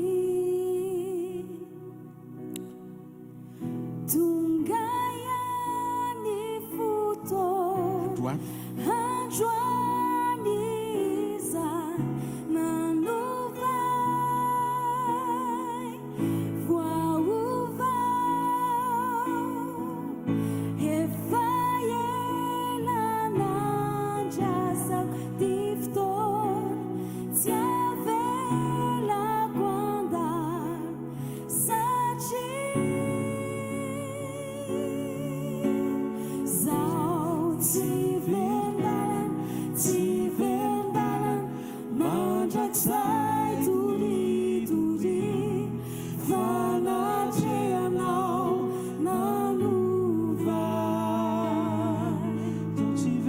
Zaho tsy vendalan mandrakizay toritori fanatrehanao nanovay. Iza ny novain'ny fanatrehan'Andriamanitra? Mahatsangany ny tanan'izay olona nanam-pahatsapana hoe rehefa tonga teo amin'ny fanatrehan'Andriamanitra izy dia nisy teny voarainy nanova azy, nanova amin'ny fomba fijeriny, nanova amin'ny fomba fisainany, hifanaraka amin'ilay olona mety amin'Andriamanitra. Elisa tamin'izy ny fidian'Andriamanitra ho mpaminany dia ho mpikarakarana na mpiasa ny ombon-drainy teo amin'ny sahan-drainy araka ny mpanjaka voalohany tonga 9:9. Rehefa tonga Andriamanitra nahita azy dia nanova azy ho mpaminany lehibe sy mahery teo amin'ny Israely. Fa ngazany ihany, nareo ve tsy mahatsiaro an'i Joseph andevo sigadra ny nanjary-panapaka tao amin'ny firenena hafa tao Egipta rehefa nidiran'Andriamanitra tsehatra ny fiainany miangavy ianao avy aloha Andriamanitra hiditra tsehatra amin'ny fiainanao io. Sakafo mivaravara ny fonao. Indro aozy izy Jesosy mandondona eo ambaravarana. Tsangana eo ambaravarana ka mandondona raha misy mihaino ny feoko ka manokatra amin'ny varavarana dia androso izy. Mandraisa fanapakevitra ao anatina paha anankiray. Ahoana pasteur Rodolphe ny fanokafako ny varavaran'ny foko. Tonga le teny mpanitsina. Zay teny omen'Andriamanitra io satria nikatona ny fonao hatramin'izay mbola mety nisy karazam-piainana. Mbola mety nahazatra anao fony anao gentlisy dia mandraka androany mbola tsy maty. Dia hiado an-tenanao isan'andro. Vesatry ny antere kely tsy mandrakizay io fa mandalo fotsiny. Zavatra tsy eto ambony tany io tsy hita olona parfait zany. Raha ny tadiavanao ny atao perfection any aman'olona dia tsy possible. Misy clé madao ny olombelona rehetrarehetra nizanizy. Raha ihany ny tanteraka sady tompony fahatanterahana mendrika ho taafina. Izy rery no antony fivoriany ity androany satria izy no ohatra tsara indrindra. Hitarafana antsika rehefa hovana hitafiny tsy fahalovana. Manomana antsika amina toe-po melohan'ny fotoana ny vany antsika deniny androany mba ho iray aminy. Ary isehony fahavelomany tsy isiany endriky ny nofony intsony fa maty le sary ara-nofo hatramin'izay miainanao fony ianao le olona taloha mialohany na kristianina anao. Dia tsy iza ny anaran'izay olona tokana sady tanterak'izay no Andriamanitra tonga ny nofo amonjy ny olona. Izy rery ny modely eto ary izay no mahatonga ny teze avoaka eto ho ahy aloha ho anao ihany koa ary ho atsika rehetra satria tsika rehetra miandry azy daholo. Eto zao tsisy olona anankiray miavaka hoe rehefa tonga Jesosy dia izy d'office tonga dia fa miandry an Jesosy daholo na pasteur na nareo. Jesosy avy any Nazareta no anarany. Ndao ity tanana mafy azy urakoraka mafy an Jesosy mpanjaka ny mpanjaka sy tontolo. Halleluja. Ka ny antony fahavelomantsika aloha ekeo fa izy ny antony fisitsika. Tsy ho atsika fa manontany ny sitrapony isan'andro tsika. Fa a Kristy no antony havelomako ka ny fahafatesana no azahoako tombony.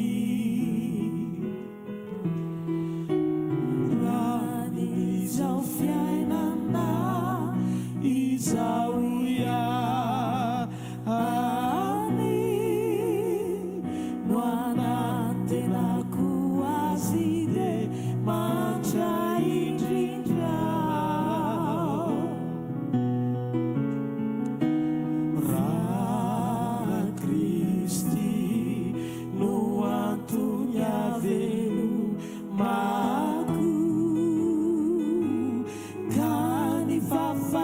sana no azahoako tombony. Aminy izao fiainana izao ihany no anatenako azy dia mantra indrindra.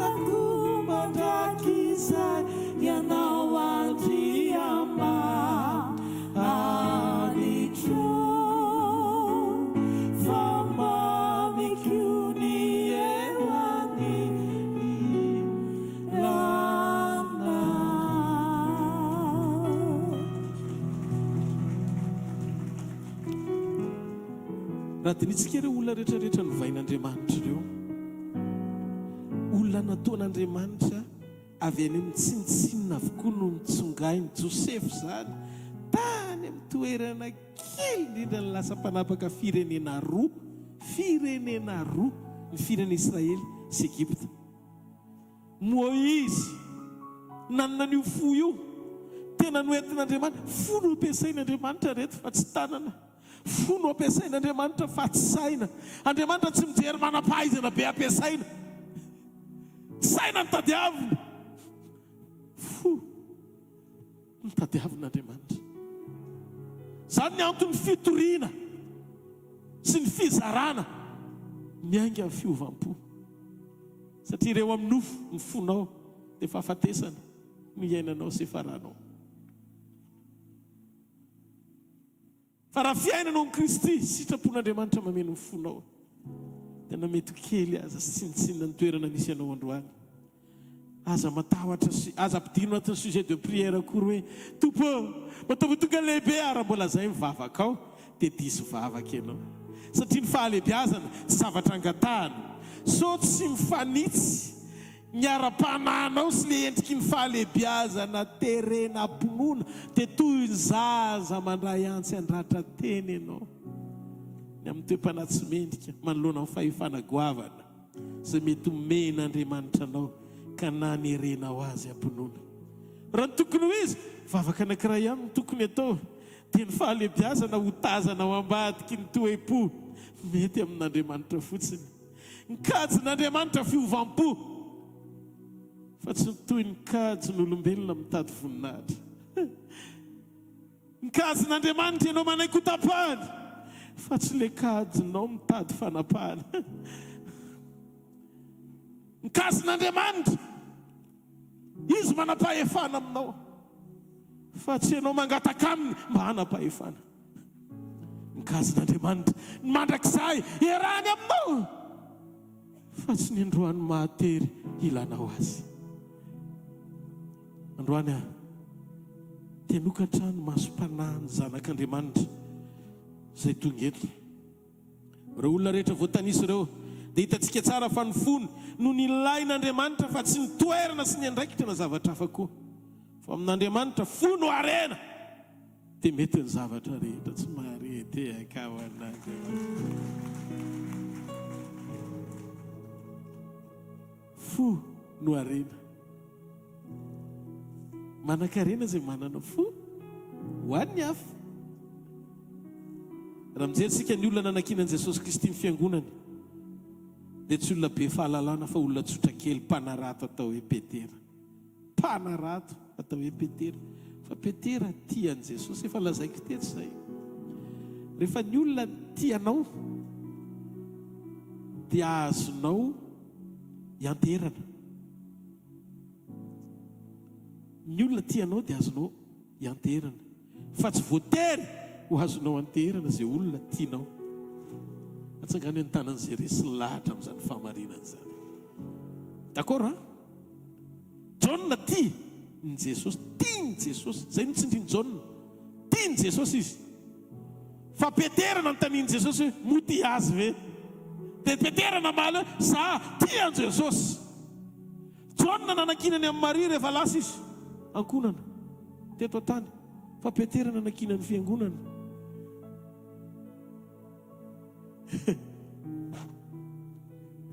Ny andraikitra miankina amin'ny kaliten'ny fitiavana itiavanao an'Andriamanitra no aretan'izany sy tombony izany eo amin'ny fiainanao. Fadio no monomonina manao ny asan'Andriamanitra. Hoe anao manisy olona dia ataonao gazety ny zavatra nataonao. Fananian'Andriamanitra mihitsiny avelan'ilay olona nao erreur mba hijerevany toe-ponao. Raha sanatria hitenenao hoe zao no nataoko azy dia tiany navaliny ahy, fa inona loatra le fahamarinana zakany devoly anao anaonao foana nefa ny zavatra ataontsika ene tsy ho antsika fa ho an'ny tompo izy izy poly. Ka raha mbola tsy mahatsapa-tena anao an'ny tompo dia aza manao.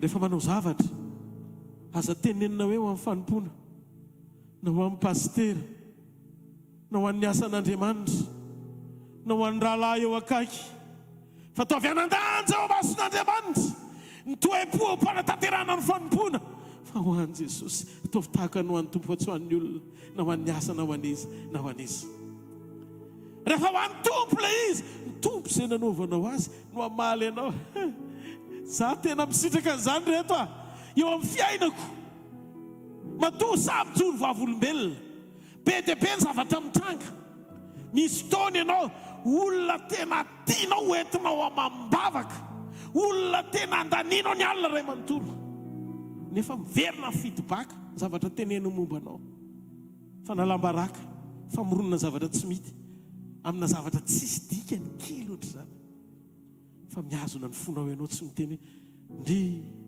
raha mba fantatra raha mba fantany fa mbola ambony lavitra no izay neritreretiny fa nataony ho anahy nety narariako tamin'ny kiosony lohalika nandao livako azy mba tonga azy eo amin'ny dingana anankiray fa tsy nataoko ho azy zany fa nataoko an'i Jesosy zany manome fanoharana eto androany maraina ho an'izay manana fo rehetra ho amin'ny fanjakana za miteny aminao ny qualité amin'ny fanompona tsy miankina amin'ny endrika ety ivelany na volume na fahatsarana na fahabetsahana ny amin'ny zavatra ataonao afaka ety ianao mampiresaka be mihitsy ny lalao lela misaina miteny teny zay tianao ho tenenina mba hitan'ny olona fa tsara ianao fa Andriamanitra tsy azontsika fitahany zany ary eto filazantsara tsisy kilema no zarainy eto na izana ianao samy mandray an'izay andraiky ny daholo manoloana ny zavatra tenenin' Jesosy fa ilay zavatra teneniko eto ny ahatonga anao en sécurité tsara sécurisen'Andriamanitra tsara aniraka anjely mihitsy izy hiaro ny fanananao ny fonao sy ny zavatra hitra izay ataonao rehefa ao anatinao ty toe-po ty aza sina fitarainana fa rendrindra ny zan'Andriamanitra toetra hoe atraizany mahany Jesosy ny zavatra rehetra izay nataonao azy sy ny fanjakany atraizany mahany Jesosy azy satria rehefa an' Jesosy ianao dia an' Jesosy ny zavatra rehetra mombanao rehefa nataonao anazy satria mandrakizay ny eo am-ponao fa tsy manao ianao mba hiandry valiny eto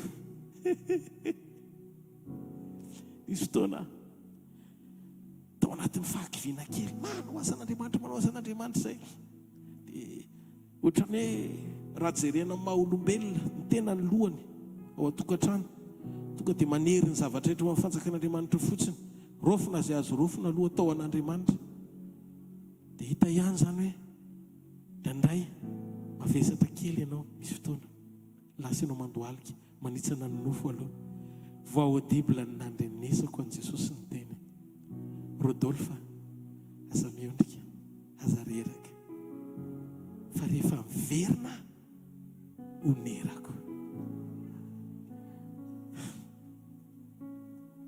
tsy maretiaka ao anatry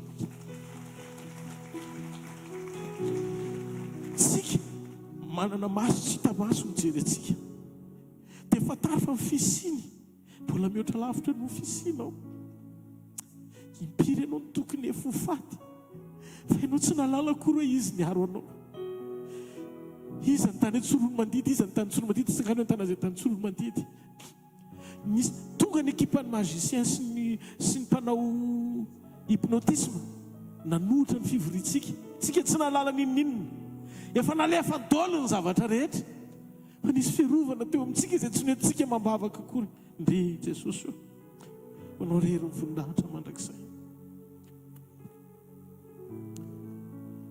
eritrereto hoe niteny le ranamana fa nitanjona akolapisanao eo amin'ny pilipitra mba ho afa baraka le fivoriana nakana fahagagana mba tsy sositrana naray ary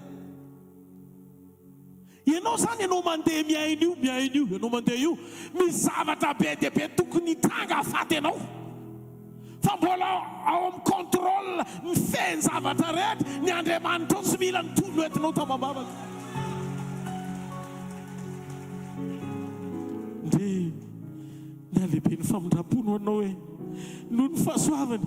Tsy ianao mendrika indrindra sy tsara indrindra, fa izy mamindra fo satria tiany ianao.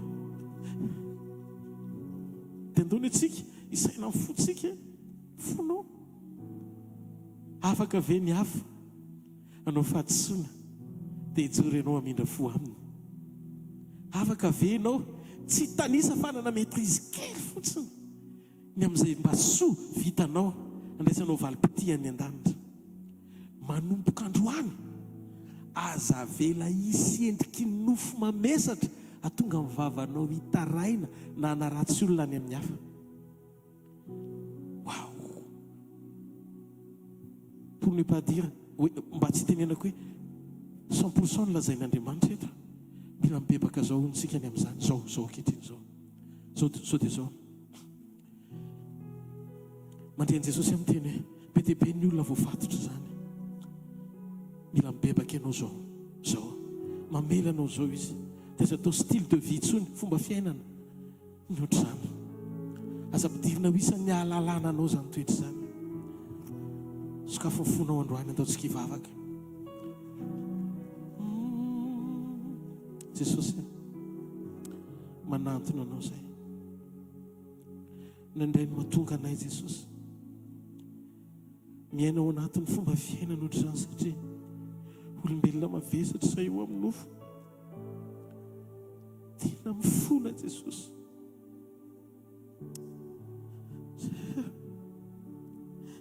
Tsy natao hiady ho an'ny tenanay izay fa natao ho fantsona ny eo amin'ny voninahitra ao.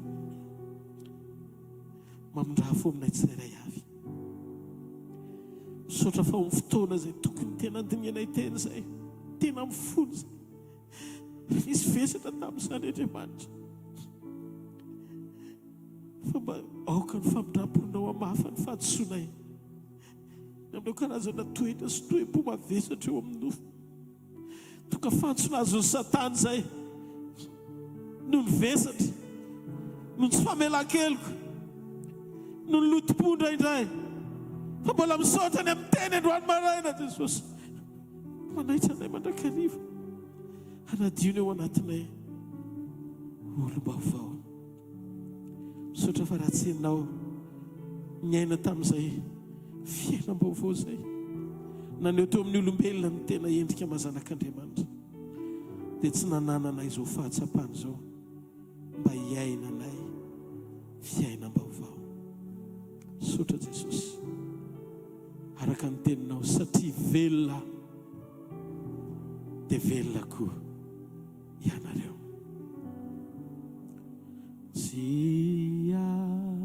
Taka loko ianao ry fiainako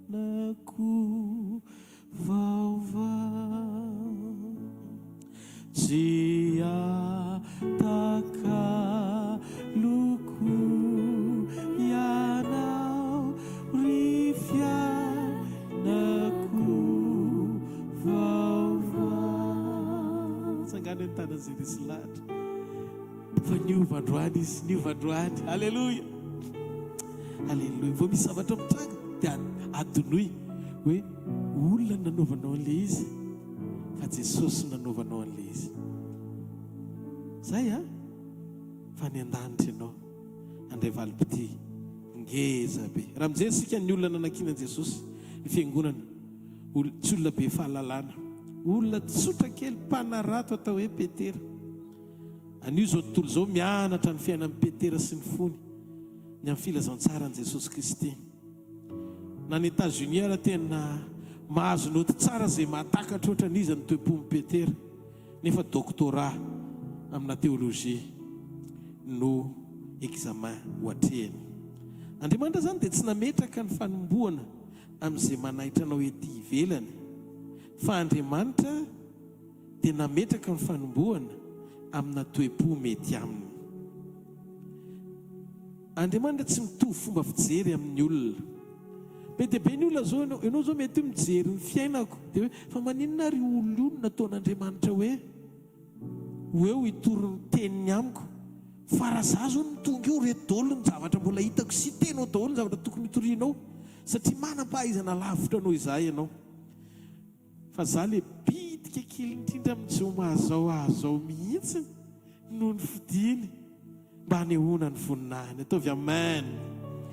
Zay heverinao fa fahakelezana io no hitany hoe toeram-panomanana anao olona araka ny fony ireo olona. Tandre mibetsaka ny olona diso ny vanim-potoana tian'Andriamanitra hitondrana azy. Amin'izay tian'Andriamanitra hitondrana azy manaraka satria votsitra sy raraka amin'ilay an'io tian'Andriamanitra hanamboarana sy hananganana azy. Mandaona eritrereto hoe ianao eti-pobe dia ianao manao fanapahan-kevitra diso dia iny ianao niala teo amin'ny fanatrehan'Andriamanitra. Voamboatra ve ianao? Tsy voamboatra. Betsaka ny olona diso vanim-potoana tian'Andriamanitra hitondrana azy amin'ny dingana manaraka satria votsitra tamin'izay sy raraka teo amin'izay hoe androany tian'Andriamanitra hanamboarana azy sy hananganana ny toe-pony. Teo lehibe kanefa manao tsinitsinina ny andraikitra toy ny kely hijerevan'Andriamanitra azy. Mila ny fahatokitsika Andriamanitra. Eo ny tarafa ny toe-pontsika. Te hampisy fiatraika ny fisitsika isika eto ambony tany, kanefa manamaivana ny vanim-potoana anofanan'Andriamanitra antsika eo amin'ny dingana tiany hanehoana azy amin'ny alalantsika. Mazava ny tenin'Andriamanitra, aza atao tsinitsinina ny fanomboana iainganao.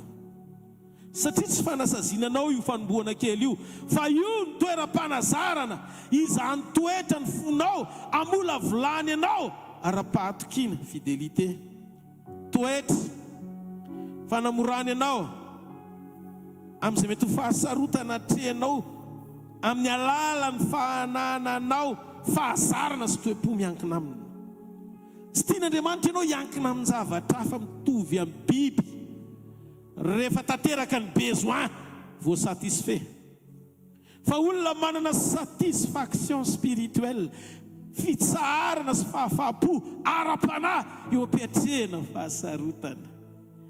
Mba ho tonga tahaka Paoly nafonja azy mitsika izy satria no heveriny fa tsy sakana ho amin'ny filazantsara ny position sy ny toerana misy azy androany. Raha ao amin'io ianao no tsy mahatoky amin'io kely hitondrana io, ahoana moa ny anankina ny zavatra goavana eo amin'ny fiainanao? Matoy tonga 5:20 fanaky amin'ny 20 ry mpanompo, matoky tamin'ny kely indrindra ny ianao dia ho tendreko mpanapaka amin'ny be amin'izay. Maro ny te hisongadina, te ho hita fa Andriamanitra mitady olona matoky, tsy tanizaniza fa izy irery, tsy tanizaniza fa izy irery, tsy tanizaniza fa izy irery. Ato amin'ity fanjakana ity ny fahalebiazana dia mitoetra sy miorina ao anaty fahatsoram-piainana, fahatsoram-piainana. Ny fanjakan'Andriamanitra tsy noharin'Andriamanitra ho an'ny olona manatsaina sy be fahalalana, fa noharin'Andriamanitra ho an'ny olona tahaka ny zaza amin'ny toe-po.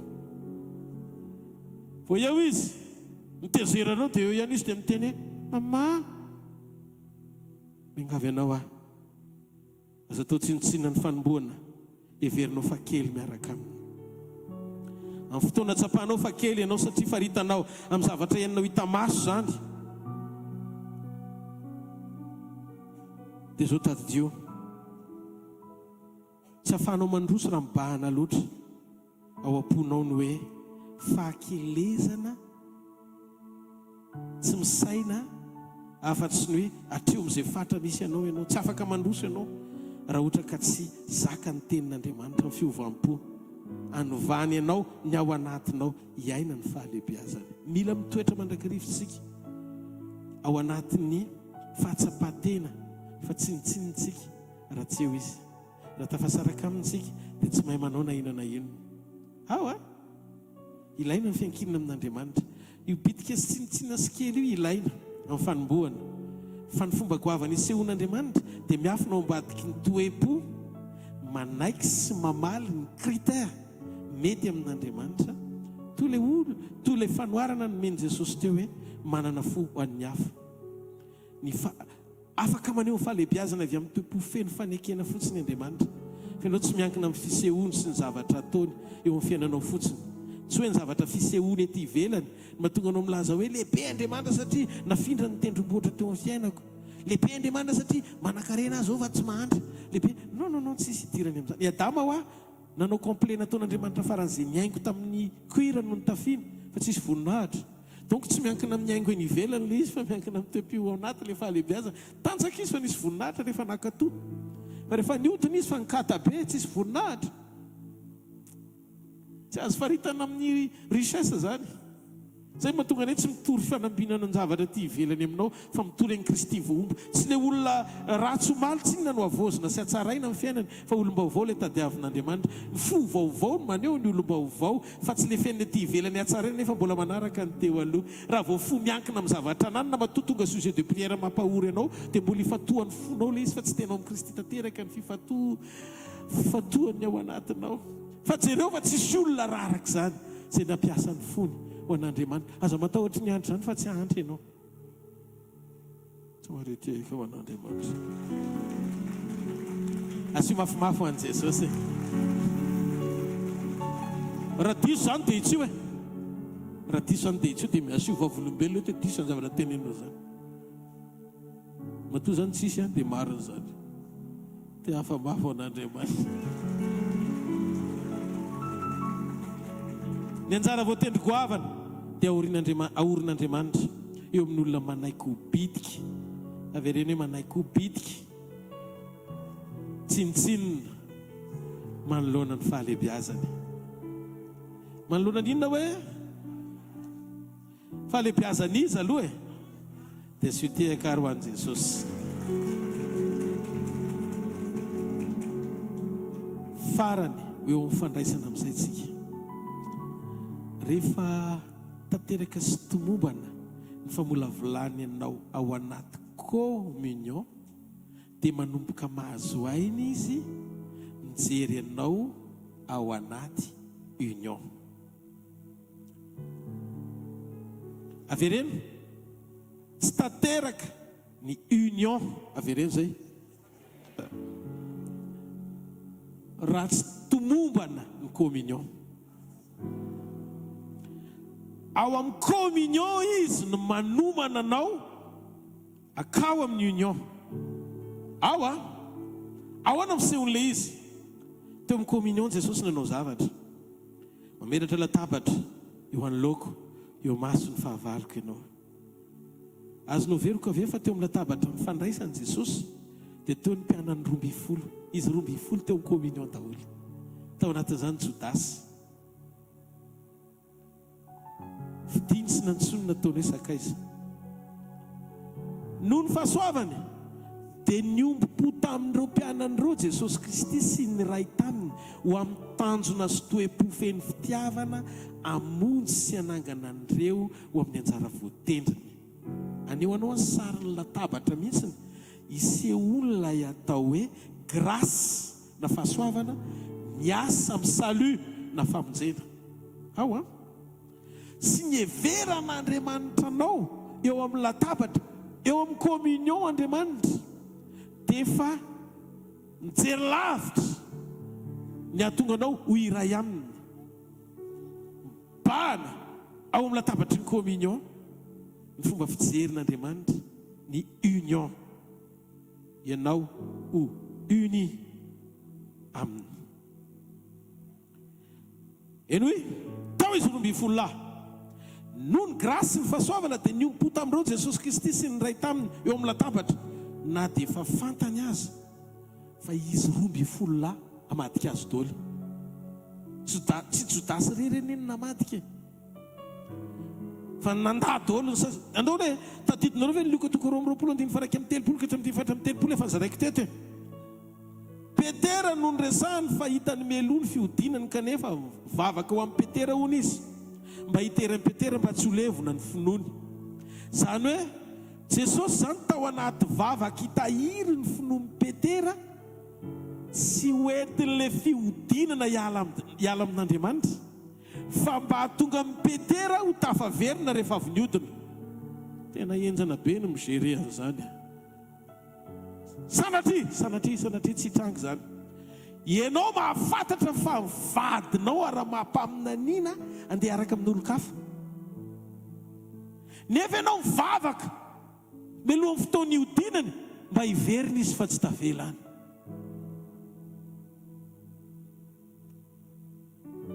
jereo mason'izay manambady mafy zany neny ataovy an'izany izy ho any dada rehetra.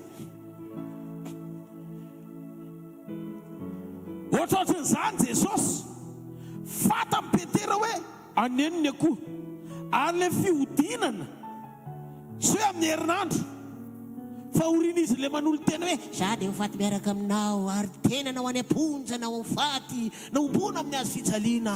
Petera rôle tsy miaraka tsy misaraka amin'ny Jesosy mandrakizay. Déclaration d'amour be vo eo hoe za tianao za tsy saraka aminao miara-maty amin'ny toako. Dia hoy Jesosy za mahita androany hariva ihany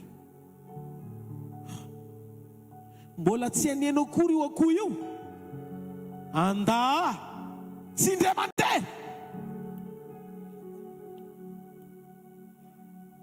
Fahitelo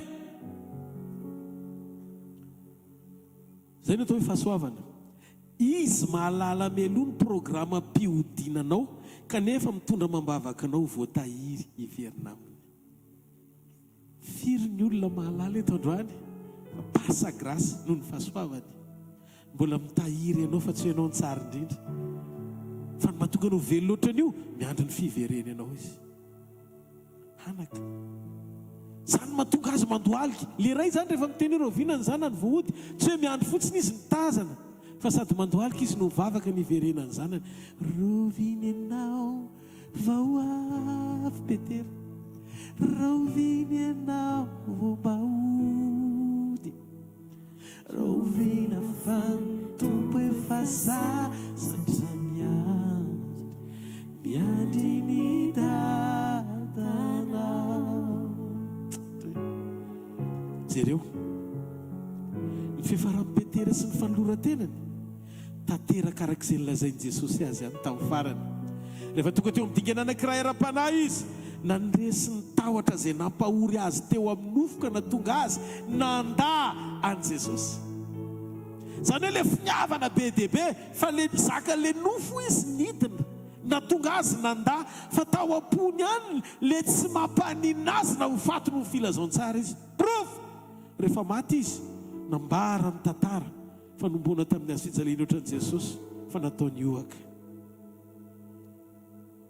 Misy fotoana ianao marefo ampinoana zay mahatonga amin'ny teny hoe mandrosoa fahazamana melotena. Tenenao kekinao mandrosoa ianao fahazamana melotena hoe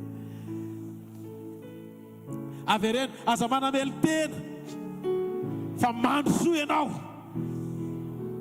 Amen.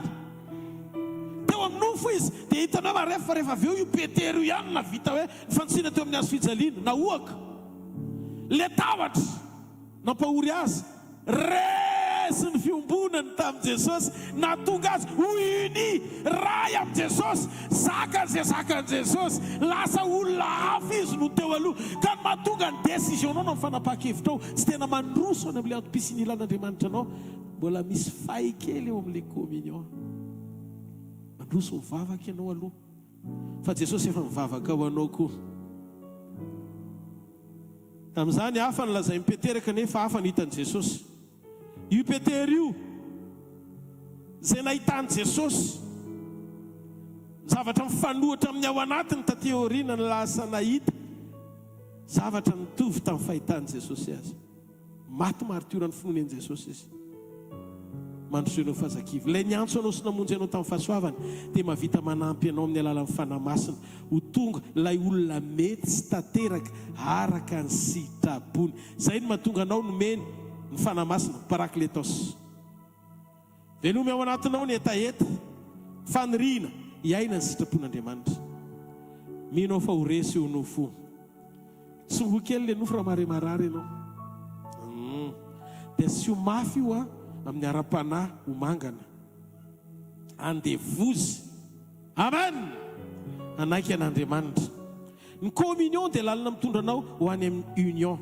Ianareo ve tsy mahita fa teo amin'ny latabatra izay niarahan'i Jesosy niombona tamin'ny mpianany io dia maneho tsy misy valaka ny amin'ny zavatra nitranga tamin'ny Petera koa ny rehetra teto. Izy rehetra toy tsy Petera rery ka nitratrany io fa voamaly a nandinika dia nahita hoe kay mpianany rehetra koa izy raika ambin'ny folo koa kay ohatra ny Petera ihany toa Petera fa jereo fa taorina kelyn'io izy nandany Jesosy intelo kanefa ndray latabatra tamin'ny tao amin'ny communion niaraka tamin'i Jesosy any nanda intelo an Jesosy Petera teo koa Tomasy andro vitsivitsy orinan'io taty orina ny salasalany amin'ny fitsanganan Jesosy tamaty mba azonao ve zany teo ihany koa Jodasy le mpianany efa resy lahatra ny amadika azy tao ampony azadiny koa ny mpianany ambony rehetra tao anatin'ny fotoatsarotra lasa nitsoka sy niala tamin'ny daholy nefa laza fa hiaraka amin'ny mandrakizay mahavariana dia izao zany rehetrarehetra zany fantatry Jesosy avokoa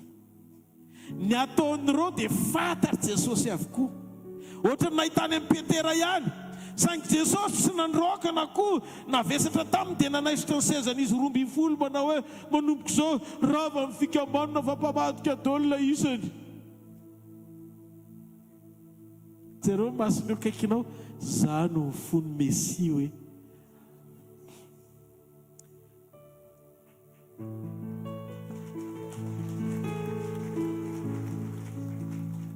teo amin'ny latabatra ny raisany mofo sy kapoaka dia mizara ny sakafo ny communion Jesosy tamin'ny mpianany zay ilay mahampamonjy an'i Kristy sy ny grasy na ny fahasoavana ny fahasoavana dia tsy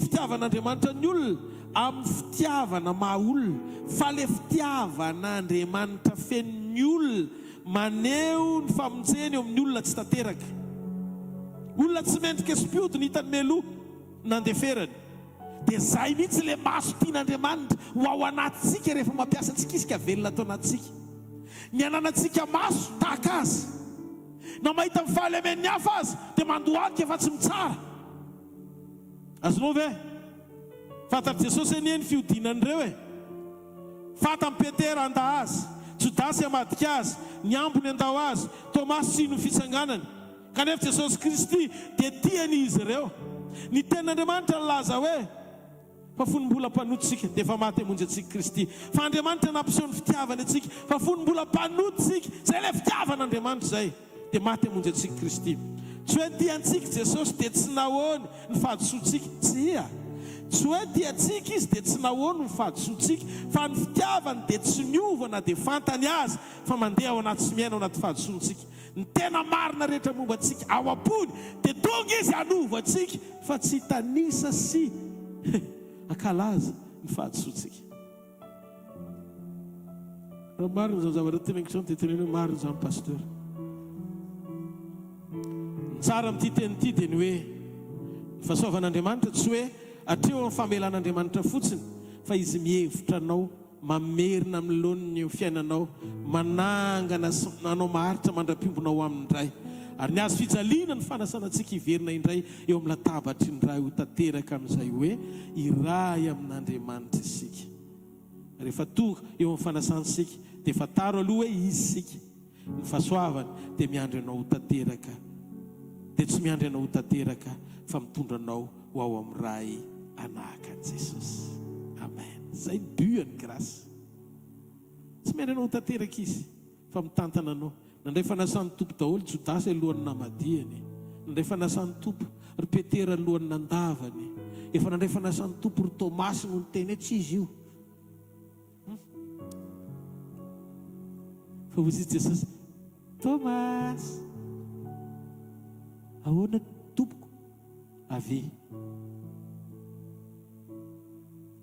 manaraka izay révélation zay kasio lany voako jereo ny tanako tompoko sy Andriamanitra dia hozy Jesosy Tomasy satria nahita ianao dia nino fa sambatra ry zareo ao amin'ny centre ao tsy nahita nefa mino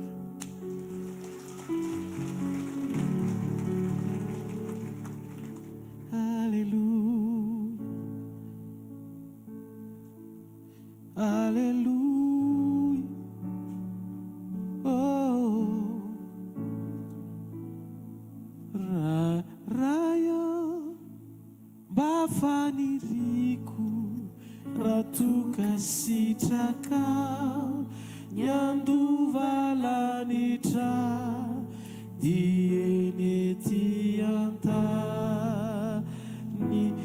kane fa tsy zao irery fireo zay mino anao iaraka amiko hatrany hatrany ede ny fiainanay anirandray ny tompo iray fanahiray iray sanavoko reo asaso iray ny fo iray ny lo rayo naonamoe manina moa raha tompoka androany rato sady manao zao tsika rehefa manao hoe atompoka androany ndaosatsika mifaniritsika ny andino faharoa ataovy am'le temps mety aminareo tsara zay tarika an'izy alefasa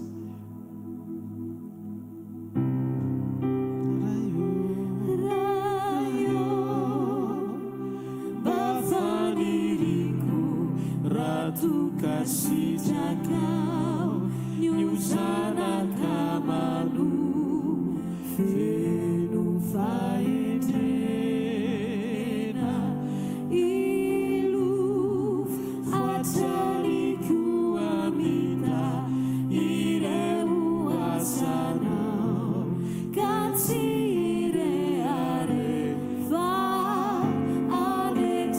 anetripena endre ny fiainanay anirandray ny tompo iray fanahiray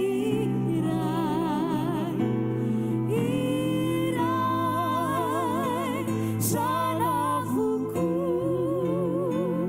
reo asaso iray ny fo iray ny lo rayo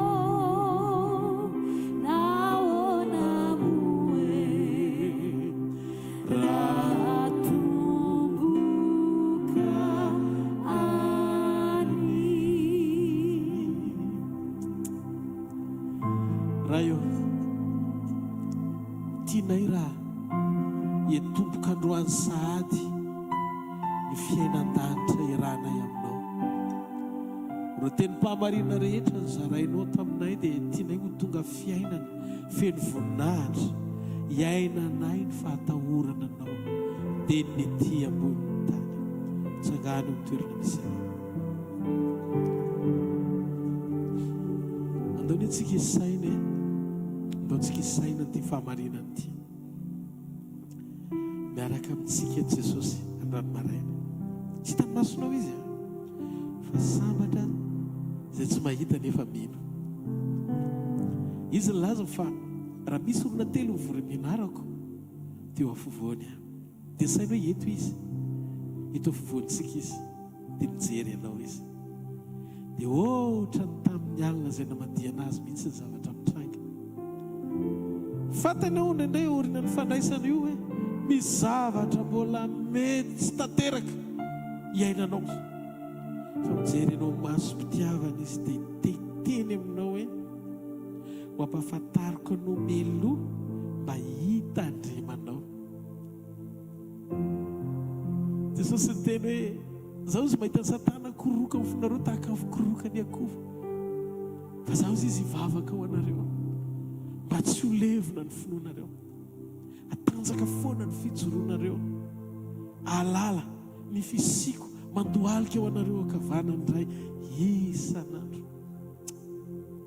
misy anankiray mandohalika ho anao eo akavanany iray tena tianao mandrakandroandro mbola isa mivelona ianao dia tsy tonga nameloka anao izy fa tonga miaraka amin'ny famindrapony mijery akaiky ny momba anao mahalala anao teteny aminao hoe fataro fa ny antony fiombonako aminao dia ny ahatonga anao iombona amiko ary ianao iray amiko.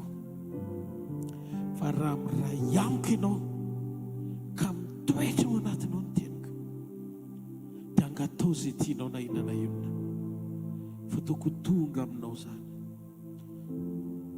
Tsy ianao matahotra na mihafahafa na misalasala manatona azy fa ianao misento dia rehefa iray aminy ianao hifankahita-po amin'i Jesosy mitanjona ambony sy lehibe indrindra.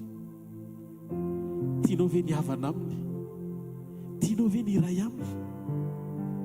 Raiso Jesosy ho tompo sy mpamonjy ny fiainanao manokana. Avereny miaraka amiko so vavaka izao ho an'izay mbola tsy tonga ho isan'ny zanak'Andriamanitra. Jesosy eo manantona anao aho. Misaotra ny amin'ny famonjena, mangataka famelana aminao aho. Mamelany eloko, mamindrafo amiko, mila ny fisianao ny fiainako. Androany Jesosy, raisiko ianao ho tompoko ato boko, ho mpamonjiko manokana, soraty eo boky ny fiainana ny anarako. Anao a Jesosy, anao mandrakizay ahy, zanak'Andriamanitra. Misaotra Tompo, voninahitra ho anao rery mandrakizay. Amen. Tamin'ny alazana matiana azy Jesosy dia nandray ny mofo, satria sambatra ny olona izay voavelany elo sy voasarona ny fahotany. Sambatra ny olona izay tsy sain'i Jehovah elo ka tsy misy fitaka ny fanahy. Rehefa tamin'ny fonao ny fanoloran-tenanao nanolotra ny momba anao ho azo manontolo dia ho tonga ho isan'ny anankiray ianao ho tonga fananana satria ametraka azy eo amin'ny toerana matomponao azy amin'izay. Dia iny Jesosy tonga miaraka amintsika androany dia sainy hoe ny ray sy ny mofo dia zao no nataony satria maiky no ao anatinao izy. Ilay Andriamanitra teny tsy tamaso naka ny endriky ny nofo ho eo amintsika ary tonga mofo ho ao anatintsika. Fa tsy arovany zany fa ambony aminy ianao iray aminy mihoatra noho ny maha-eo azy eo amin'ny fiainanao. Ny hoe ao aminao izy, iray fo, iray toetra, iray fanao, iray fijoro, fijery, fietretana sy fisainana, satria mibaiko anao ao anaty amin'ny alalan'ny fanahana izy. Fa ny hoe eo aminao izy, azo ekinana, azo hitarainana, azo ametrahana ao anaty fahatokina momba anao ray manontolo. Kandroany sady eo amintsika izy no ao anatintsika. O Jesosy, ty ny tenako izay vakina ao anareo. Zao no ataovy ho fahatserovana misorazy.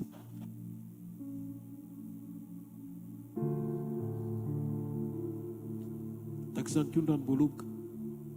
O Jesosy, ty ilay fanekena vaovao izay nalatsako anareo, famelana amin'ny fahotanareo. Ka navinareo mihinana mofo sy misotro amin'ny kapoaka dia manambara ny nahafatesan'i Kristy mandra-piaviny indray. Atao hisaotra azy.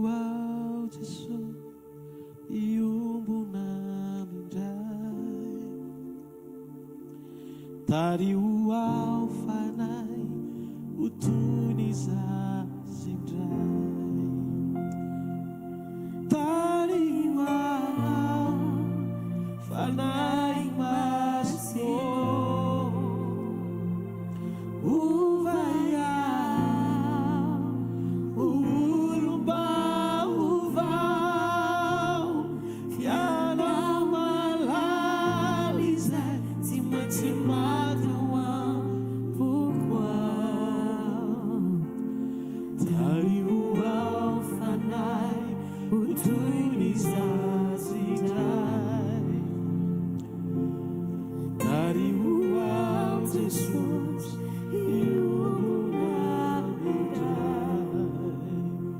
Loantsika ity tanana mafy eo amin'ny tompo andraisantsika aloha ny filazan-draharaha vetivety sy ny fanatitra aorian'izay tsika dia hiverina ho fanahy mivavaka indray. Loantsika hitehaka mafy be ho an'Andriamanitra. Alleluia. Faly miara-bantsika tsirairay avy amin'ny anaran'i Jesosy ary fedana tompony eo voatahiry ao anatsika tsirairay avy. Indrindra ny teniny ihany koa izay nambarany tamintsika teo. Tsy mahatsapa ve nareo tahaka ny hoe mpiazakazaka 100 metatra misy fefy? Azonareo ve zany? Le mpiazakazaka 100 metatra misy fefy, miazakazaka ianao fa misy fefy oarana.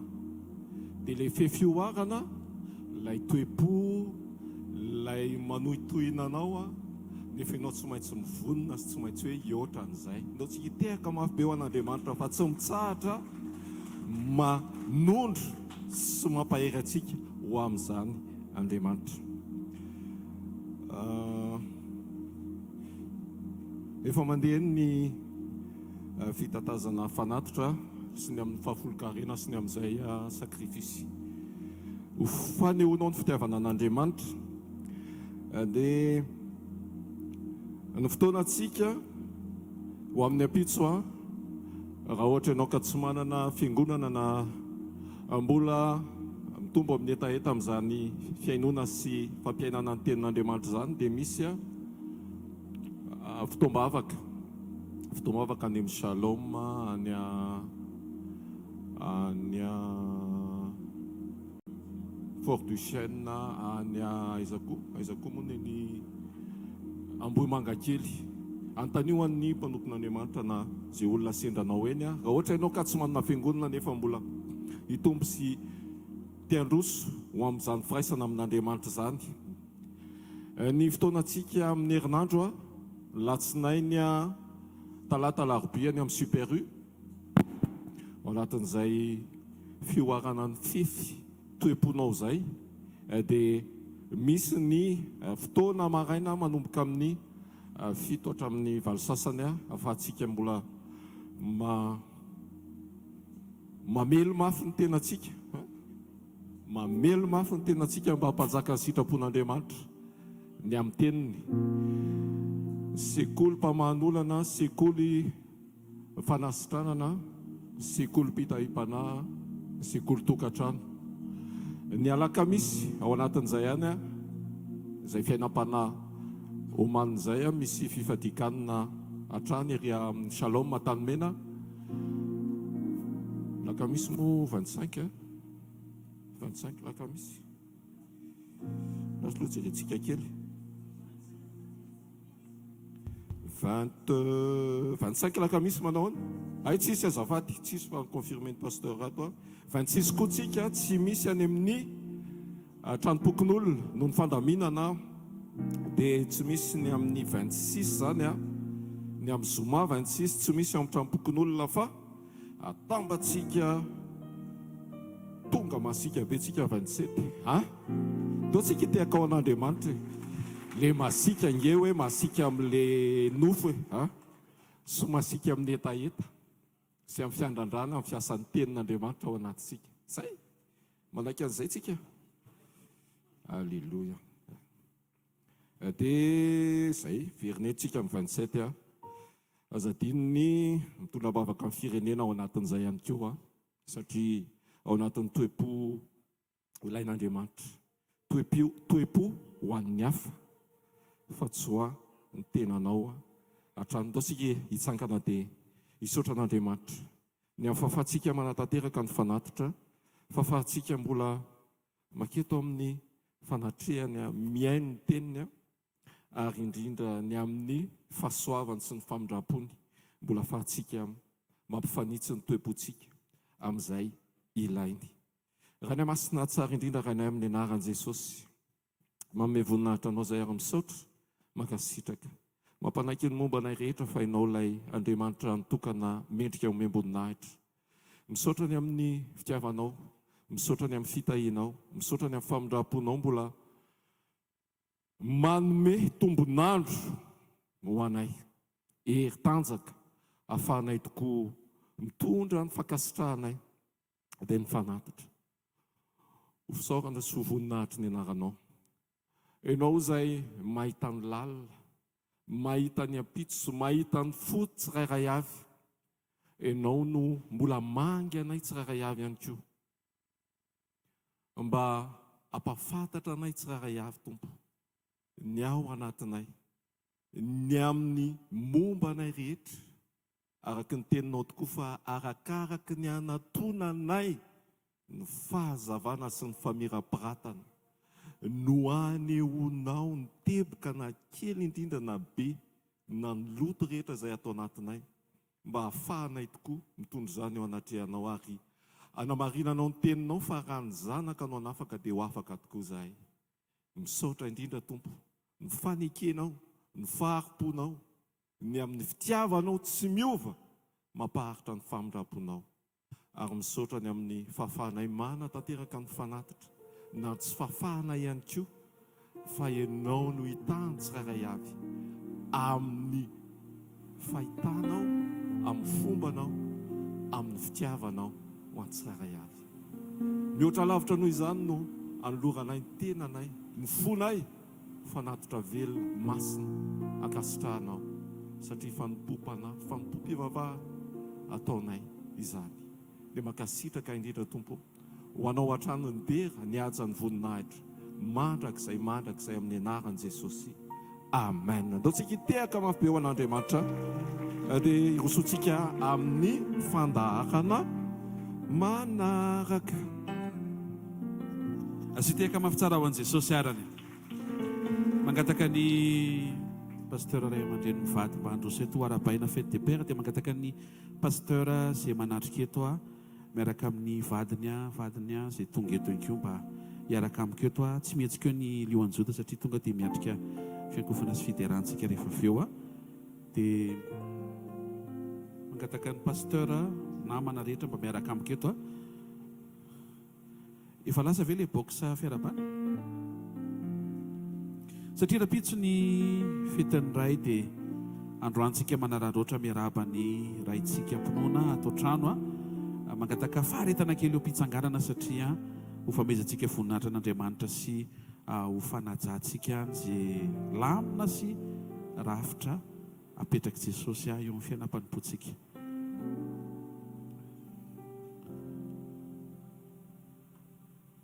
Mandra-piandry ny mpitandrina izay miakatra.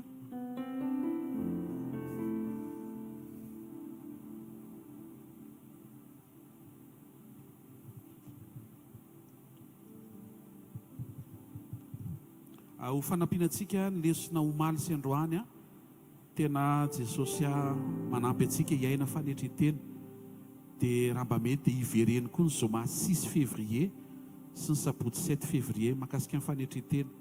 Ataoko eo ireo fotoana 4 ireo raha vao verimberinao dia ho tafiditra ho isan'ny olo amin'ny fanetretena ianao, ho tadiavin'Andriamanitra sy hampahazo aina an'Andriamanitra. Amen. Amen. Ny antony nisy fotoana anankiray nampiasa mpanompon'Andriamanitra Jesosy mama neny lava voalavana Germaine, mpanompon'Andriamanitra natsangany Jesosy amin'ny toby akara malaza. Dia ny zavatra niteneniny tamin'ny ray aman-drenitsika tamin'izany izy mbola tsy ray aman-dreny, mbola rahalahy. Dia nitenen'i Jesosy manetretena ozy izy, manetretena. Dia misy dikany izany atao patsiahivana, tonga dia raisy ny teny raisy le fampianarana dia hiaino. Vita ve le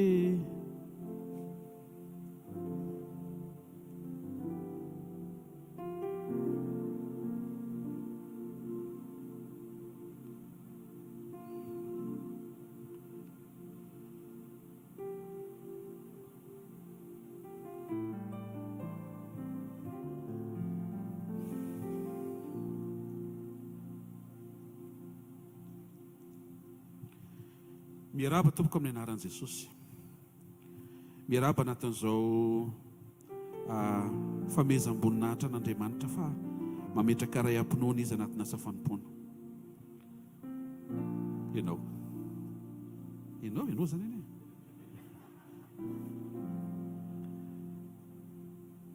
Tain'i Jesosy indrindra tsy mora io andraikitra io fa Jesosy hanome hery ianao hatrany, hanome fahendrena, faharetana, ampitombo ny fitiavana hitaizanan'ny zanak'Andriamanitra izay napetraka ny tompo anatin'ny lalam-panompoana.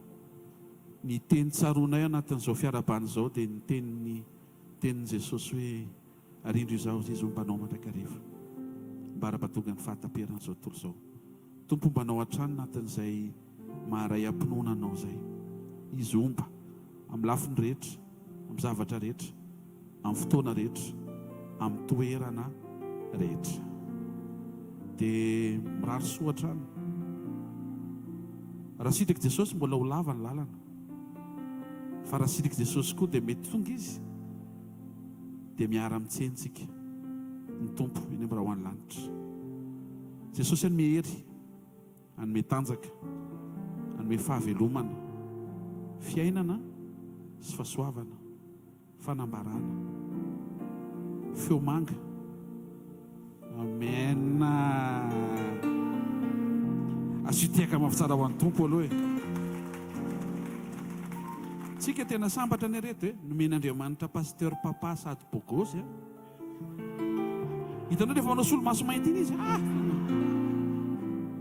Ary lizy tsy miankina amin'ny masoandro satria ato tsisy masoandro fa manao izy tsetratsetra fa ava mety iny anao foana. Sady tia mihira, mahay mihira, tia manao sakafo koa, tia misakafo koa enjana be. Dia faly zay pasteur, faly zay manana anareo mivadiny tena marina. Dia tahiany Jesosy tompo omba anareo, averika mazay teny zay. Jesosy omba hatrany. Manarak'izay dia misy vokatry ny fo. Tsy teny hoe io vita, fa tena nanao zay. Pise.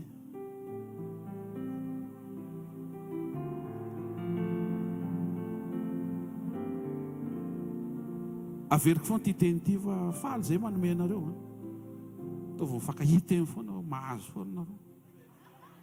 Saiko aloha, saiko ianao aloha fa mba tantara fotsiny afa plaisir mihitsy le izy satria no asoavin'i Jesosy zay ny amin'ny fisinareo. Tsy ho voavalinay vity ny tompo nanendry anareo teo amin'ny fiainanay. Sy ny vola kely iny, tsy manamaivana vola be, fa tsiny. Fa nefa tena amfonay kosa nefa nanaovanay an'iny satria tianay nareo. Tianay nareo haika zay le izy. Tianay ke nareo. Dia misaotra betsaka. Misaotra betsaka mijoro papa manangana. Papa hery manitsy. Ary misaotra maharitra. Satria misy fotoana izay ireo manao zavatra mahafinaritra. Dia tsy miteny ianao. Tsikitsikinao fotsiny eny zay dia kopy zay kopy hoe misy fotoana mibedy ianao fa misy fotoana koa tsy mibedy.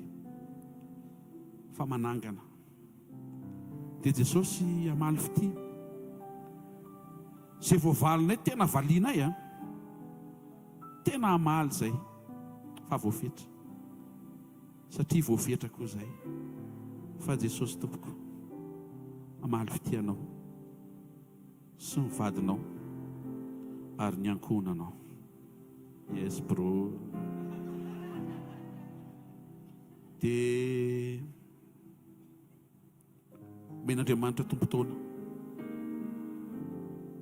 Eny afaka 10 andro ane dia feraba anniversaire anao ndray. Alao tazomiko amin'izay ndray ny kabary manaraka. Efa lasa moa le zavatra. Dia hivavaka ho anareo zay. Afaka miakatra tsy fe Elia zafady.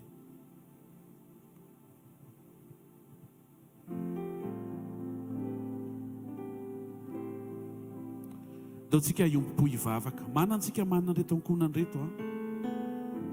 Tena be nitsika. Anintsitra tanantsika hifandrayam-po mba ozay anatin'ny fonao azo ireo, indrindrindrindra anatin'izao hoe fahatserovantsika n'Andriamanitra manome fitahiana amin'ny maha-dahadampinoana azy ato anatin'ny asa fanompoantsika dia sarobidy be izay. Ray amin'ny anaran'i Jesosy Kristy avy Nazareta, sotranao izay ny amin'izao ankonana izao fitahiana ho anay. Natsanganao sy nitendrenao a ho ray a ampinoany ao amin'ny fiainanay izao mpanomponao izao. Sotrany amin'iny fidiananao azy hatramin'izay, ny fombanao azy sy ny fanamarinanao ny teny apetraka ao eny ambavany. Sotrany amin'ny fisiny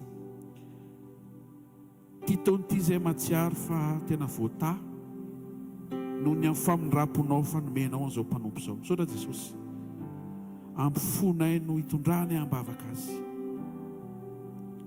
hitahianao azy, ampaharetanao azy miaraka aminao, amatsianao hery tanjaka, fahasoavana sy fahatsarana. Ianao manana fotoana mahamety, ianao ny mandahatra, ianao ny mandamina. Mangataka izay raha mbola sitraka ao Jesosy mba hanomezanao azy tomonandro. Raha sitraka ao Jesosy, izany mavesatra ny anatinay. Dia ianao mbola hiteny amin'ny hatrany, hampiasa azy, hiaraka aminy hamindra fo aminy, ampahita fity azy, amatsy. Misy faniriana ao am-pony entina eto anatrianao mba hoefainao zany raha mba mety ianao. Dia misaotra ny amin'ny fotoana androany, misaotra fa mpatsiahivinao koa izay fa tsy asa fanompona mandeha gona, asa fanompona anendrenao mpiandraikitra, anendrenao tompona andraikitra. Taio Jesosy izao ankonana izao, aseho ny voninahitra ao, arovy hoeto lavitra, hoeto any amin'ny avo, ampamira-pirato an-tranony voninahitra sy ny fahatsarany tavana eo amin'ny fiainana izy ireo. Vavaka izay tompo azy avela oron zava-tsoa izy ireo, satria ankonanao amin'ny anaran'i Jesosy Kristy avy Nazareta.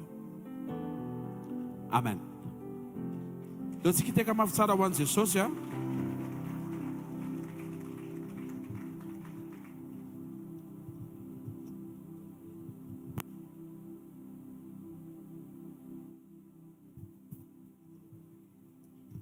Voalohanteny dia misaotra anareo be dia be amin'ny fahatserovana amin'ny fotoana androany. Marina fa hoe ray ampinoana ako, fa manana ray iraisany sika dia Jesosy. Ary tsy nisy izay anaran'izay raha tsy teo ny tenin'Andriamanitra izay niterahany antsika tamin'ny fahatsarany sy ny fahasoavany. Teny anankiray ny tena mamesatra be atao anatin'ny foko. Sika rehetra natao hifampitondra mambavaka, dia ao anatin'ny fitondrana mambavaka dia tena nisan'ny fiainana faran'izay tiany Jesosy mihitsy ny fiainam-pahatsorana. Dia miezaka tsika isan'andro tena hoe mandray fanapahan-kevitra hifanaraka foana amin'ny zavatra tenenin' Jesosy, amin'ny fahapahatsehivana foana ao anatin'ny fotsika hoe mila tsotrotsika miaraka amin'Andriamanitra, tsotra miaraka amin'ny Jesosy, tena tsotra ohatry ny zazy. Dia aza siana fihafahafanana kely aza, fa rehefa misy zavatra tena hoe manginy tompo dia atsoy ahako hoe pastera, misy zavatra ohatr'izao no tenenin' Jesosy anahako, ka ilako validation hoe anona ve momba anao na momba ny fiainanareo ihany koa na momba anahako. Fa tena miaino tompo, tena miaino dia mitondra amin'i Jesosy izay zavatra hoentin'Andriamanitra amin'ny alalan'ny famangin'Andriamanitra ny tsirairay avy. Tsika tsy nankonina anankiray ho any amin'i Jesosy, dia ao anatin'ilay izy manana fofy ny fahendrena dia jereo tsara ny ao anaty hoe tsy fahasorenana manokatra amin'ny vavanao fa fitiavana ataovy amen satria tsika rehetrarehetra zany samy miandry an' Jesosy daholy tsy hoe reny famarina toriko reny tsy hoe fahamarinako fa fahamarinana Andriamanitra dia miaraka tsika mifampatsiaro satria hiveriny Jesosy dia tena misaotra be dia be ny amin'ny fitonanareo mambavaka fa za koa mahita hoe na mandeha manao mission aza manao ny asan'Andriamanitra na iza ny rahan'i Jesosy dia misy mitondra mambavaka ao anatin'ireny dia matombo loatra zao mandrakandroany dia misy lohalika miforotra ny ambadika any be dia be mitondra mambavaka dia manao etoana fisaona sy fakasitrana ho anareo ny amin'ny fitiavanareo ny amin'ny famafazanareo ny amin'ny fahatserovanareo ny amin'ny fanohananareo ny asan'Andriamanitra ny amin'ny lafiny be dia be izay hitako hoe miara-mitondra kely izay talenta sy fahasoavana eo dia miara-miombona kely eo anatin'ny fahatokiana manompo an'Andriamanitra eo saorako manokana ihany koa pasteur Jao ao anatin'ny fifanohanana sy fifampaherezana amin'ny fanatanterahana ny asan'Andriamanitra miaraka ny ekipa pastoraly rehetra izay hita hoe manao ny ainy tsy ho zavatra amin'ny fampandrosoana ny ministera sy ny fanjakan'Andriamanitra naiza Andriamanitra tsy mba tsy marina ane raha lamalala isany ombatsika sy amaly fitiatsika fa izy tsy anadino ny asa tsara rehetra misaotra antsika ihany koa mpiara-mivavaka izay tena hitako hoe manomboka miparitaka sy mahazo aina ilay filazantsara rehefa satsika no mijoro vavolombelona eo anivon'ny fiangonana mizara teny mpahamarinana mba hahafahan'ny rehetra miara-mandroso tanjona anankiray ny eo am-pontsika sy vesatra lalina ao anatsika dia ny iona amin'i Jesosy ny fakahita aminy ny ho fantany zay ny ambony indrindra ary ho ao aminy mandrakizay andao ity tanana mafy be ao ny dadantsika izay ny adanitra halleloia etoana ihany koa dia miarabanao ry dada izay ray rehetrarehetra tonga eto ianao no nipoiran'ny mpianakavy ary raha tsy teo ianao loharano dia tsy afaka tena hoe nisany atao hoe ankonana zany ho ray tahaka ny Noany nijoro dia nahavonjy ny ankonany ho ray tahaka ny Abrahama mety mandalo sedra fa niona tamin'Andriamanitra ihany ho ray tahaka ny Jakoba tonga Israely taoriny feonany tamin'Andriamanitra ary firenena nakasitrahan'Andriamanitra ho ray sady ijoro hitarafan'ny ankonana ny Kristy no tonga amin'ny manodidina ihany koa alala ny fahatsaran'ilay mifitsy ny antsoantsika hoela velona ne papa isan'izay tonga eto mambiny zava-manasatra nenareo ho tanteran'Andriamanitra aminareo fanekeny sy ny fikasana hatramin'izao ka ho mandrakizay ary ray tena hoe feno fahatsaran'Andriamanitra sy ny fahasoavana ho an'ny ankonany eneny rehetra ho voninahitra Jesosy Kristy tompo le ray ombonantsika rehetra ho avy hiverina pakatra antsika ho azy ane voninahitra mandrakizay amen.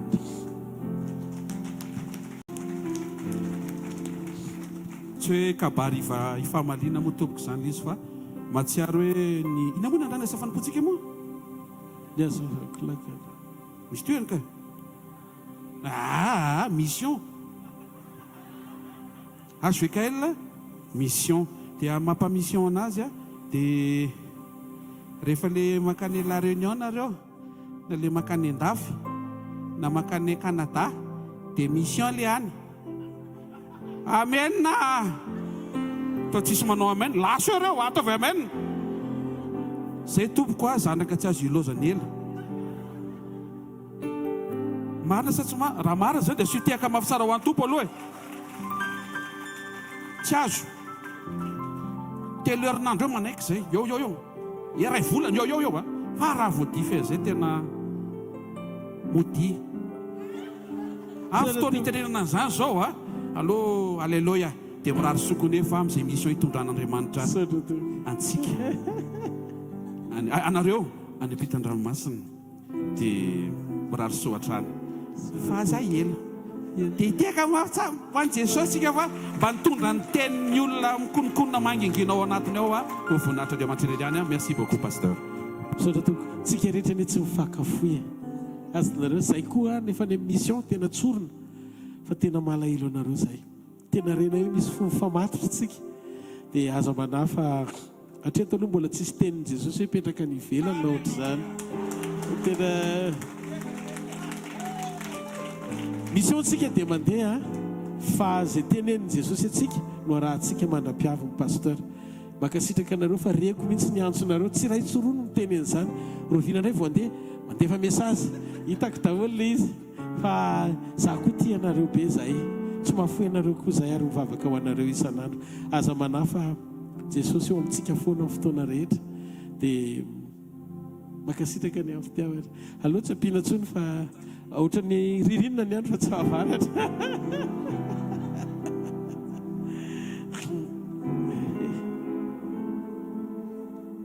taiza moa tsika raha tsy nanaiky Jesosy natao sorona ho antsika sa tsy zany tena veritsika raha tsy teo izy atsangany ny tanan'izay mihiny hoe zany no fahamarinana ataontsika izay hira zay dia ataontsika ilay hira hoe saotra Jeso no ny rahanao koa fa niverina ifso orinan'izay dia mametraka tsodrahanao orinan'izay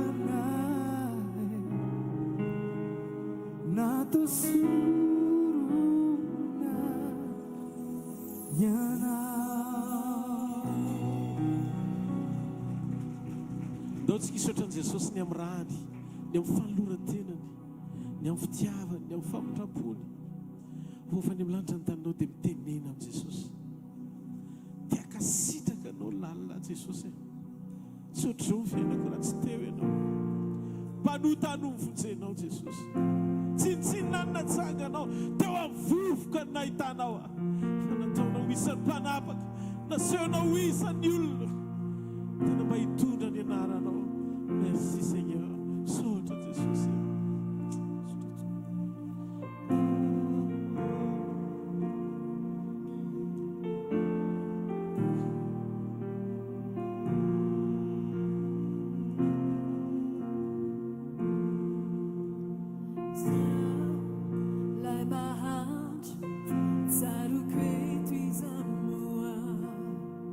Tena vez e fanzamba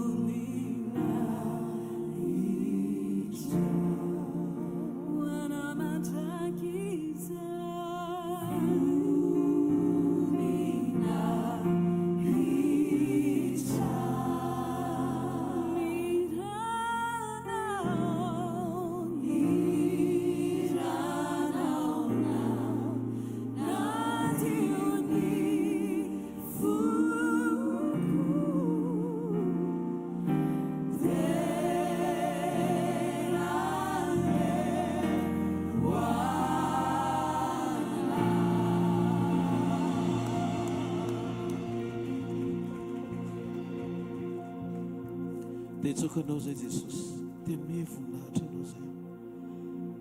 Tsy vita ny hira Jesosy, tsy vita ny hoe fanehoana ao anatin'ny tononkira koa, fa ny ao am-ponay sy ny fananay rehetra mikoaka miaiky ny asa famonjena sy ny fitiavana izay nataonao taminay. Vavaka ho an-tsaray avy izay tonga eto Andriamanitra. Tsy niantso ny taranaky Jakoby hitady ianao foana izany ianao. Matoa tonga eto izy, ilay taranaka natsanganao tamin'ny alalan'i Jesosy iray. Dia fantatro fa ireo etaetapony, ireo asosy tsara ny fiainana, raha misy marary tonga eto ka sio amin'ny tanam-panasitrananao izy. Raha misy ketraka ianao ilay papahery matoky, pahery azy anambary eo amin'ny fiainany, fa ianao ilay tsy mahafoy sy mandao azy mandrakizay. Raha misy mbola hitanao fa mavesatra sy miady eo amin'ny nofo, ianao ilay pampandresy ny nofo rehetra satria efa ndresenao tamin'ny fitsangananao tamin'ny maty zany. Ampio ny tsirairay avy Jesosy. Kasio ny fiainam-panahiny rehetra, kasio ny ao anatiny izy ireo tsirairay avy. Aoka ny teny rehetra voazara androany ho tonga fiainana andavanandro, hiainanay eo an-tokantrano, hiainanay eny amin'izay toerana rehetra andehananay, amin'ny fifandraisanay amin'ny mpiara-mivavaka aminay. Satria ianao Jesosy ny lalana, fahamarinana ary fiainana.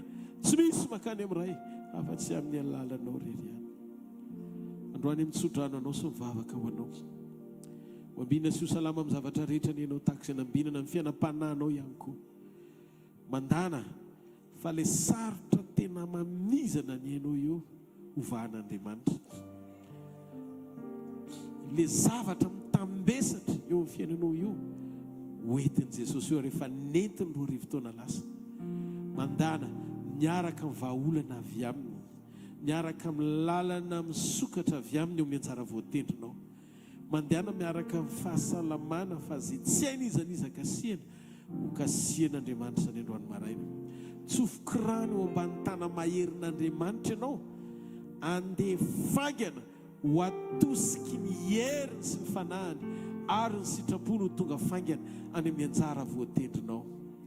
Sitrana sy afaka ny rofo rehetra, mitsahatra amin'ny fampahoriana rehetra, ireo hirifiry no entin'ny fahavalo hositran'Andriamanitra amin'ny anaran'i Jesosy.